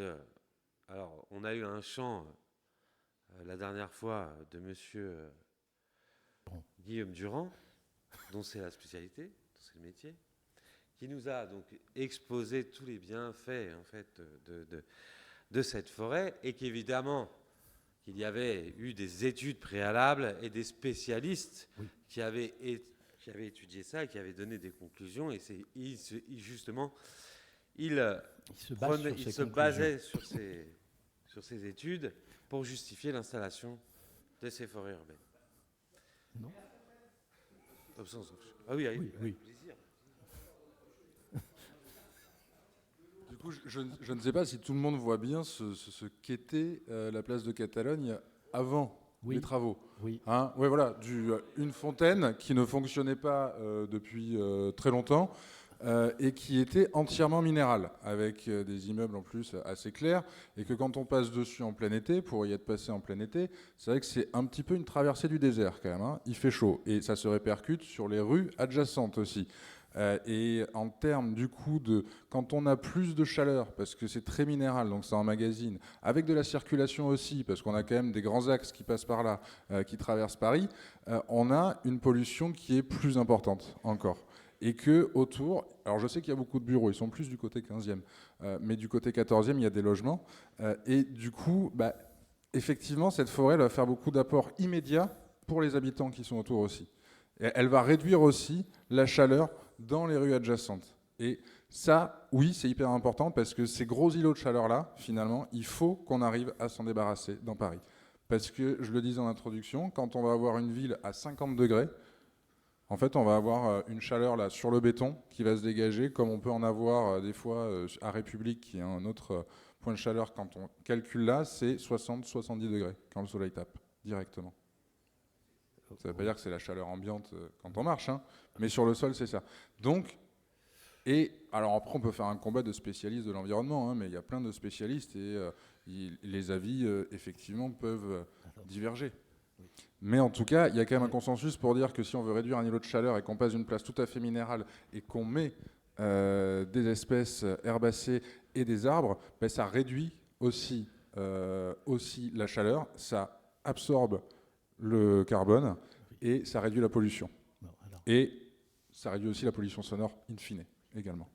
Voilà. Alors Elliot, je te fais juste une petite remarque. Moi j'ai habité place de l'Amphithéâtre quelques années. Alors je ne vais pas critiquer parce que si on voulait réellement supprimer les sources de chaleur, tu sais que l'amphithéâtre il est en U, donc ça réfléchit bien. Et je ne te parle pas de la place de Séoul où les façades internes sont entièrement vitrées, tu te croirais au four solaire dans les Pyrénées. Mais je suis entièrement d'accord, il faut qu'on change aussi ces manières de bâtir en fait et d'aménager la ville. Hein. Et bien là où je voulais en venir, c'est quand tu parles de ça, c'est très bien, on comprend bien. Mais si je reviens rue des Suisses, parce qu'il y a eu un petit débat là-dessus, je dis les arbres c'est vachement sympa, mais d'avoir tout goudronné en noir sombre, quand l'été, je suis désolé, le goudron va fondre et tu auras 45 degrés rue des Suisses, malgré les arbres. On regardera les mesures alors cet été. Il y en avait une puis qui était déjà initialement de prévoir, comme ça commence à se répandre dans de nombreuses villes dans le monde, d'utiliser un revêtement clair. Ah mais ça, moi, je n'ai pas après de compétences sur les revêtements, les trucs et tout. Alors, effectivement, d'instinct, on peut se dire que... Tu remonteras l'information à notre ami Guillaume. Et puis au service de l'île de Paris. Alors ils vont dire c'est plus cher, on le sait, mais si on veut vraiment agir, c'est pareil, ça se fait au niveau des toits, quand on parle du PLU et autres, ça commence à se répandre l'idée que les toits devraient être revêtus de surface claire ou blanche. Bien sûr, et c'est une volonté aussi. Et on ferait tomber la température de 8 à 10 degrés pendant les canicules. En dessous, juste en dessous, sur les logements qui sont sous les toits, où c'est invivable. Et on est entièrement d'accord. Voilà. Et du coup, ça demande des investissements. C'est vrai. Bon. Je finirai là-dessus. Bon, s'il n'y a pas d'autres questions, je propose... Ah, pardon.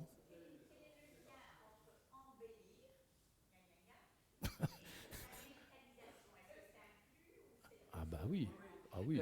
Le projet de la mairie, c'est effectivement d'apaiser, de sécuriser, de végétaliser, et le quatrième, je l'ai oublié, mais tu t'en souviens peut-être. Voilà. Donc le végétaliser fait partie, justement, de convivialiser. Voilà. C'est peut-être ça, oui. Voilà. Mais bon, c'est des objectifs qui sont... Non, il n'y a pas d'accessibilité. Non. Mais il y a une marche qui a été organisée avec des gens qui étaient en situation de mobilité réduite. On peut s'appeler comme ça. Donc là, pour Embellir-Paris, on va avancer. Le Nord est en cours de réalisation. Tout n'a pas été fait, hein, puisque vous avez vu le timing. Le projet a dû être lancé il y a à peu près 3 ans, grosso modo. Donc là, ils sont en phase de réalisation, mais tout n'a pas été fait. Bon. Par exemple, je ne sais pas si la place d'Enfer Rochereau faisait partie du projet Embellir. Bon, était aussi traité à part parce que c'était comme la porte d'Orléans, ok. Bon, parce que je me suis intéressé à ce projet-là moi, donc c'était pas dans Embellir-Paris. Voilà, donc c'est en cours. Donc on pourra effectivement juger une fois que c'est réalisé. Bon, mais bon, il faudrait être factuel et pas être trop partisan. Alors, l'autre sujet dont je voulais vous parler, rapidement, tout à fait, c'était en fait, on reçoit des demandes, comme tout conseil de quartier. On a parlé de sous, on revient aux sous. Les modalités d'attribution. Ça commence souvent avec des sous, la vie, ça se termine avec des sous. Oui. Donc, voilà. On reçoit parfois des demandes d'utiliser notre budget de conseil de quartier, qui est divisé en deux, budget d'investissement, budget de fonctionnement, qui est alloué et qui est géré financièrement, c'est-à-dire nous on n'a pas de compte de trésorerie, hein, c'est géré par la mairie, qui donc alloue à chaque conseil de quartier 5 000 € en fonctionnement et 5 000 € en investissement, des choses comme ça. C'est pas ça? Ça a été revu? Oui. Bon. Oui. Mais bon, alors 6 000 € en fonctionnement et 4 000 € en investissement, c'est ça? Patrick va nous faire un point exact dans quelques minutes. Il fera un point parce qu'il y a des choses qu'on n'a pas dépensées depuis un certain temps, donc on doit avoir quelques réserves, en fait, si on peut dire ça. Et sachant que les réserves, au bout de 2 ans, elles tombent. Ou 3 ans, elles tombent. Voilà. Rien, donc, on a des demandes comme ça, dont deux très, très, très récemment, qu'on va examiner. Et avant même qu'on ait ces demandes, on avait réfléchi en se disant, bon, il nous faut un peu de méthode pour examiner ces demandes. Donc, on a bâti, au sein du comité d'animation, on a bâti un petit questionnaire que les demandeurs, associations ou collectifs ou groupes de... Oui, exactement, c'est celui-là, je vois qui est en ligne. Et donc, ce questionnaire, il a pour but de pouvoir administrer de façon un petit peu plus professionnelle, même si on est des bénévoles, mais plus professionnelle et de façon impartiale, avec des critères déterminés, les demandes qui nous sont adressées, sachant que si tous les critères sont remplis, c'est-à-dire que si par exemple, on ne va pas passer en revue on va pas passer en revue le questionnaire lui-même, mais il y a des questions importantes qui sont, est-ce que vous êtes OK pour nous communiquer les résultats une fois que vous avez fait votre réalisation? Parce que pour l'instant, il peut y avoir des financements qui sont donnés, mais on ne connaît pas les résultats. Donc, c'est dès le départ, dès la demande d'aide, voilà, on veut que la personne s'engage. Il y a un certain nombre de critères comme ça. Par exemple, il y a aussi savoir s'il y a conflit d'intérêts, soit au sein du conseil de quartier, soit au sein d'élus. Voilà, donc un conflit d'intérêts, et ben oui, ça peut pas fonctionner pour demander. Voilà. Donc, si tous ces critères sont remplis, sont bons, et si la demande correspond à l'objectif du budget, soit d'investissement, soit de fonctionnement selon la charte des conseils de quartier, et bien donc là, c'est dans ce cas-là que le projet sera soumis à une réunion plénière comme celle-ci, et les gens vont voter, les conseillers de quartier, je crois que c'est les conseillers de quartier qui votent, hein, donc ils vont voter et ils vont accepter ou refuser cette dépense de fonctionnement ou d'investissement. Voilà. C'est pour apporter un petit peu plus de rigueur dans la gestion des deniers publics. Je ne dis pas qu'il n'y en avait pas avant, mais elle n'était pas écrite. Bon, on peut encore améliorer le questionnaire, on l'a fait à plusieurs, il peut être améliorable. Hein. Il est destiné à différentes... il y a différents onglets, parce qu'il y a différents demandeurs possibles, associations, individuelles, collectifs, voilà.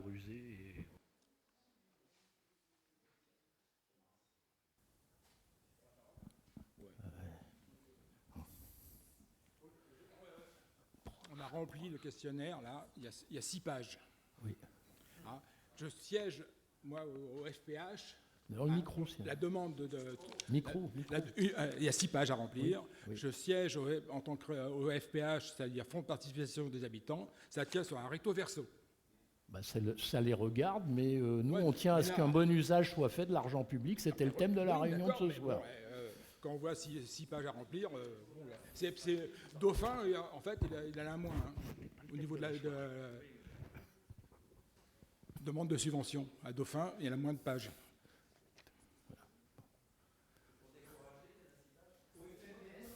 La statue de Jean Cardou, elle est en orbite autour. Je peux répondre là-dessus. D'abord, j'avais même pas compté les pages. Oui. Donc 6 pages. Il y a l'identité des demandeurs, voilà, ça prend déjà pas mal de place. Il y a l'objet de l'association ou de la demande. Bon, il y a ce que l'association, si elle existait avant, ou le demandeur, s'il a fait des réalisations avant, qui nous les disent. C'est quand même essentiel. Bon, il y a le montant qu'il a en budget autre que le montant qui est demandé. Bon, ce sont des questions tout à fait banales qui prennent, à mon avis, un quart d'heure à remplir. Alors, peut-être qu'on peut supprimer 1 ou 2 questions, mais je ne vois pas beaucoup. Voilà. Alors, 6 pages, je ne sais pas. Est-ce que c'est pour un onglet ou les 3 onglets? Parce que... Oui, on peut tout serrer. Non, mais... Bon, encore ou recto verso. Mais là, tu fais de la polémique. Non, mais c'est vraiment des questions qui sont... Hein? 5 pages? Ah oui? Non, mais Jean-Marie, est-ce que tu m'autorises une remarque? C'est pour résumer à monsieur. Comme l'a si bien dit notre président, il n'y a pas d'argent magique. Donc c'est normal qu'on fasse très attention. Le conseil de quartier a un tout petit budget qui va vous être précisé par Patrick dans 2 minutes. Donc c'est normal qu'on fasse très attention aux demandes d'argent auprès du conseil de quartier. Alors vous pouvez le remplir en ligne, hein, vous l'avez imprimé, il n'y a pas de souci, mais on peut le remplir en ligne. Voilà. Et à mon avis, en un quart d'heure, il est rempli. Hein, bon, voilà. Bon. Voilà. Je t'avais proposé. Donc pour ceux qui ne connaîtraient pas Patrick, ici présent, qui est, on va dire, le gardien de la bonne tenue des comptes du conseil de quartier et qui va vous faire un petit compte-rendu. Gardien des comptes du conseil de quartier qui n'était pas au courant de ces 6 pages, mais je suis ravi de voir qu'on met un peu de rigueur, et de rigueur dans les choses parce qu'effectivement, il en faut. Très honnêtement, depuis le Covid, on ne peut pas dire qu'on a été très dépensier, donc ça, c'est plutôt une bonne chose. Comme l'a rappelé, effectivement, Jean-Marie, il faut se dépêcher parce que dans fin de l'année 2024, logiquement, le budget d'investissement passe à la trappe et nous sommes à 16 624 €, puisque 2022, 2023 et 2024, il n'est pas pour l'instant utilisé. Donc je pense qu'il faut, à la suite notamment de la réunion plénière qui a eu un vrai succès le mois dernier sur la place Louis-Losserand, s'il y a des aménagements éventuellement, s'il y a des choses à faire avec éventuellement les bailleurs sociaux pour renchérir sur la sécurité des habitantes et des habitants, eh bien, il ne faut surtout pas se gêner. Je voudrais quand même rappeler que la mairie du 14e est la seule à avoir cette modification budgétaire, puisque les 5 conseils de quartier du 14e, à l'exception de Jean Moulin Porte-de-Vanves, ont voté la modification des budgets d'investissement et des budgets de fonctionnement, et que c'est d'actualité, ce qui prouve qu'on peut, si on y met un peu d'ordre et de méthode, faire modifier les choses qui sont prévues au niveau parisien. Effectivement, on a en budget de fonctionnement 6 000 euros, 6 000 et 50 centimes, et 5 000 euros d'investissement. Pourquoi on a modifié le budget de fonctionnement? C'est tout simplement parce que chaque année, les 6 conseils de quartier votent un budget de 1 000 euros pour le réveillon solidaire. La plateforme du 14e coûte également 1 000 euros, ce qui faisait qu'il restait 1 000 euros sur les 3 000 qui étaient alloués au conseil de quartier. Donc ça ne faisait pas grand-chose comme activité.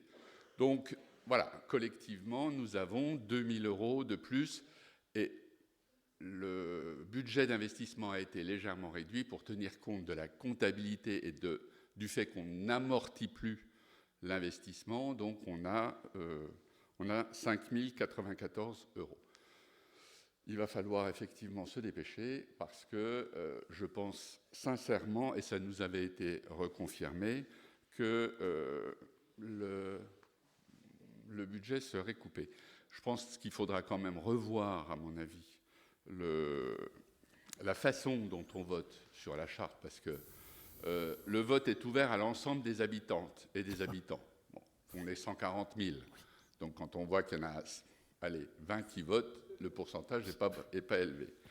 Et après, vous avez, pour les budgets d'investissement, s'il faut impérativement, on vote à la majorité. Alors, on ne sait pas de quelle majorité, si c'est des gens qui sont présents le soir même ou des conseillers de quartier.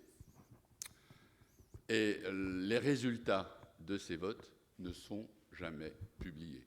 Donc ça, pour la transparence qui est souhaitée par le conseil de quartier, et puis alors, pour le coup, je signe des 2 mains, je pense que c'est important. Je regrette vraiment que sur la bande de subvention qui avait été demandée par Atmel la dernière fois, les 300 euros, que, bon, elle n'ait soi-disant pas été votée. Oui, non, je sais, mais en tout état de cause, en 2023, on l'avait présentée et voilà. C'est passé à l'as. Bon. C'est des choses qui arrivent. Donc nous sommes là pour effectivement c'est pour ça aider. Maintenant il y a une procédure claire qui peut paraître un peu stricte, mais qui a le mérite d'être claire et juste vis-à-vis de l'ensemble des habitants de nos quartiers. Sachant qu'effectivement, il faut rendre compte, on remercie le service de démocratie locale pour nous communiquer effectivement, comme ils le font à chaque fois, les résultats, parce que comme Jean-Marie l'a rappelé, c'est la ville qui paye pour le compte d'eux. Donc effectivement, on ne donne jamais d'argent comme ça. L'association présente une demande et cette demande, elle doit soit payer une prestation, soit participer au financement d'un programme ou d'une activité. Mais le conseil de quartier et la ville ne donnent jamais à l'association directement d'argent. Donc, comme effectivement. Attends. Tu peux rappeler combien il reste en investissement? Tout à fait. Au total. Tout à fait. Voilà. En investissement, 15 282 oui. Et en fonctionnement, 16 624. Ça rigole pas. Hein Alors, il y a une chose qui est terrible. Ça fait quand même quelques années qu'on se bat pour les éliminations. La seule chose, c'est qu'il est impossible d'arriver à passer ces demandes en investissement. Ils ne veulent les passer qu'en fonctionnement.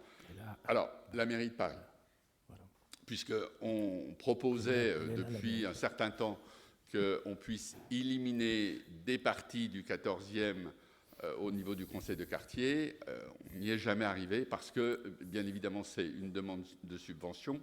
L'investissement, il faut que ça soit pérenne. Voilà. Donc il est évident que sur 3 ans, c'est pas pérenne parce que c'est de la location. Voilà. Puis il faut les monter, les démonter. C'est pas des achats. Non, voilà. C'est du service. Oui, mais tu alors vas après, aller les monter toi-même. Mais tu as un coût de location et de stockage et de montage que tu n'arrives plus à financer après. Voilà. Oui, mais on peut le faire une fois. Cette année, mais après... Et je suis sûr que monsieur, ici présent, préfère qu'on l'aide à financer sa demande qu'à payer des éclairages pour 15 000 euros. Non, on va pas. Non, mais je pense que... Alors, La condition est la même, c'est que financièrement, il faut que ça soit viable et que ça ne mette pas en danger le reste d'autres demandes. Et ça doit être fait en toute transparence et soumis, effectivement, pourquoi soumis à un vote. Voilà, en toute connaissance de cause. Donc, parce que je rappelle que le thème de ce soir, c'est qu'est-ce qu'on fait de l'argent public. Alors même si 15 000 €, c'est pas beaucoup, c'est de l'argent public qui a été, auquel tout le monde ici a contribué. Donc tout le monde a voix au chapitre. Et on n'y a pas touché, tu vois, voilà. Non, il n'y a pas touché. Non, c'est pas terrible. À l'exception, effectivement, des 1 000 €. Et je trouve que le comité d'animation devrait déjà, dès maintenant, prévoir le budget de fonctionnement, le budget pour les 1 000 € sur le réveillon solidaire 2024, parce qu'il se fera comme chaque année, et au moins comme ça c'est fait, c'est voté. Mais vraiment, le fait qu'on n'ait pas les résultats des votes, enfin, je trouve ça redoutable. Donc on peut poser maintenant des demandes jusqu'à... Oui. Pas de souci. Oui. Et la demande peut être posée. Les demandes peuvent être posées, et elles seront examinées voilà, par le comité d'animation. Bon.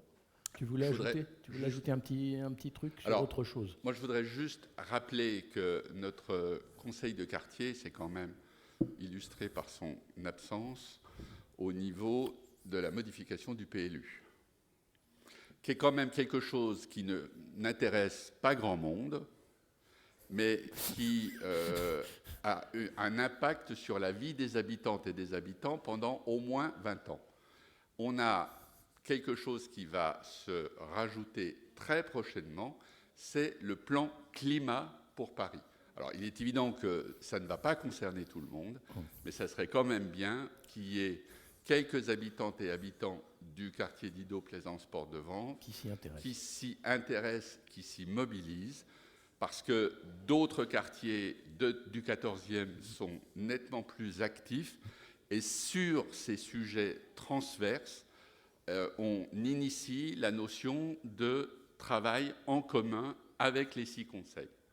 Donc ce qu'il faut, c'est quelques personnes qui se mobilisent. Je te sens très motivé pour entraîner des gens autour de toi sur ce sujet. Non, mais le plan climat, c'est quand même quelque chose qui arrive là. Bon, le PLU n'a pas forcément mobilisé, c'est pas grave. On sait que c'est des sujets qui, les gens pensent que ça n'a pas d'impact sur leur vie. Or, c'est la réglementation de tout ce qui va concerner l'aménagement de la voie publique, les constructions, et donc ça a un impact direct, mais c'est comme ça.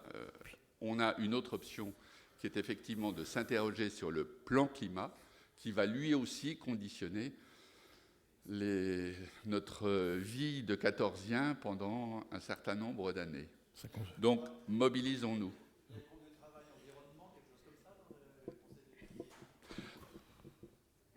Je pense qu'au-delà des groupes de travail, je pense que les bonnes volontés et qui s'instaurent dans la durée n'ont pas besoin d'un groupe de travail. N'ont pas forcément besoin d'un groupe de travail. Mais ça n'est que personnel. Voilà, sur ces sages paroles, Patrick. Bon, il n'y a plus de questions. Bon, non, puis là, il se fait tard. Alors, je voudrais juste te donner une... Attends. Tu as abordé les groupes de travail. Merci. C'est important. Ah oui. On va vous communiquer la date qui sera retenue. Ah oui, parce que suite... Pour déclarer les groupes de travail. Non, mais suite, effectivement, à ce qui a été réalisé à la dernière plénière et au compte-rendu dont Éric a parlé, et tu en as parlé aussi, Renaud, compte-rendu très bien fait sur le débat qu'on a eu, les discussions avec le commissaire, etc., et aussi l'élu M. Antonelli. Voilà. Effectivement, ce rapport a été beaucoup lu et a suscité un certain nombre d'intérêts au sein des citoyens du 14e pour participer à un certain nombre de projets dans le 14e. Donc, au comité d'animation de mercredi, il y a 2 jours, on a décidé d'organiser une réunion ouverte à tout le monde, justement pour constituer des groupes de travail. Voir si on ne pouvait pas relancer les groupes de travail qui ont existé il y a 4-5 ans et qui se sont progressivement dilués. Et voilà, donc il y aura une réunion. Je pense que Eric va communiquer ultérieurement la date, et justement pour recueillir les candidatures, voilà, et relancer les groupes de travail qui pourraient se créer à ce moment-là en fonction des intérêts des uns et des autres. Et ton idée, et Patrick, donc, en fait partie. Je pense que Voilà, on avait à un moment donné pas un groupe de travail PLU, parce que le PLU il n'était pas question de le remettre en cause, mais on parlait déjà de circulation, on parlait de bâtiments, etc. Là, on peut effectivement faire des groupes de travail. Non, mais c'est pas de leur mettre en cause, c'est que les habitantes et les habitants donnent leur rapport. Oui. Et ils avaient une possibilité qui était donnée par la commission d'enquête. Oui. Oui. Et fort heureusement, un certain nombre d'habitants du 14e se sont mobilisés. Et je pense que notre rôle, enfin le rôle du conseil de quartier, c'est d'inciter les gens à se mobiliser. Bon. C'est bon ? Alors, dernier point, avant que nous nous séparions, c'est bien, tout s'est passé, les échanges ont été constructifs, consistants et se sont déroulés dans le calme.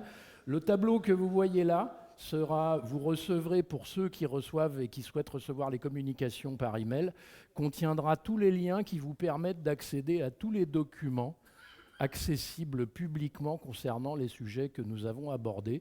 Et je vous invite à explorer, parce qu'il y a plein d'onglets intéressants, que ce soit sur le budget participatif, sur comment, pourquoi, qui, ainsi que sur les subventions aux associations et d'autres données. Donc vous aurez accès à tout ça librement et vous le retrouvez en lien sur lequel vous n'aurez qu'à cliquer.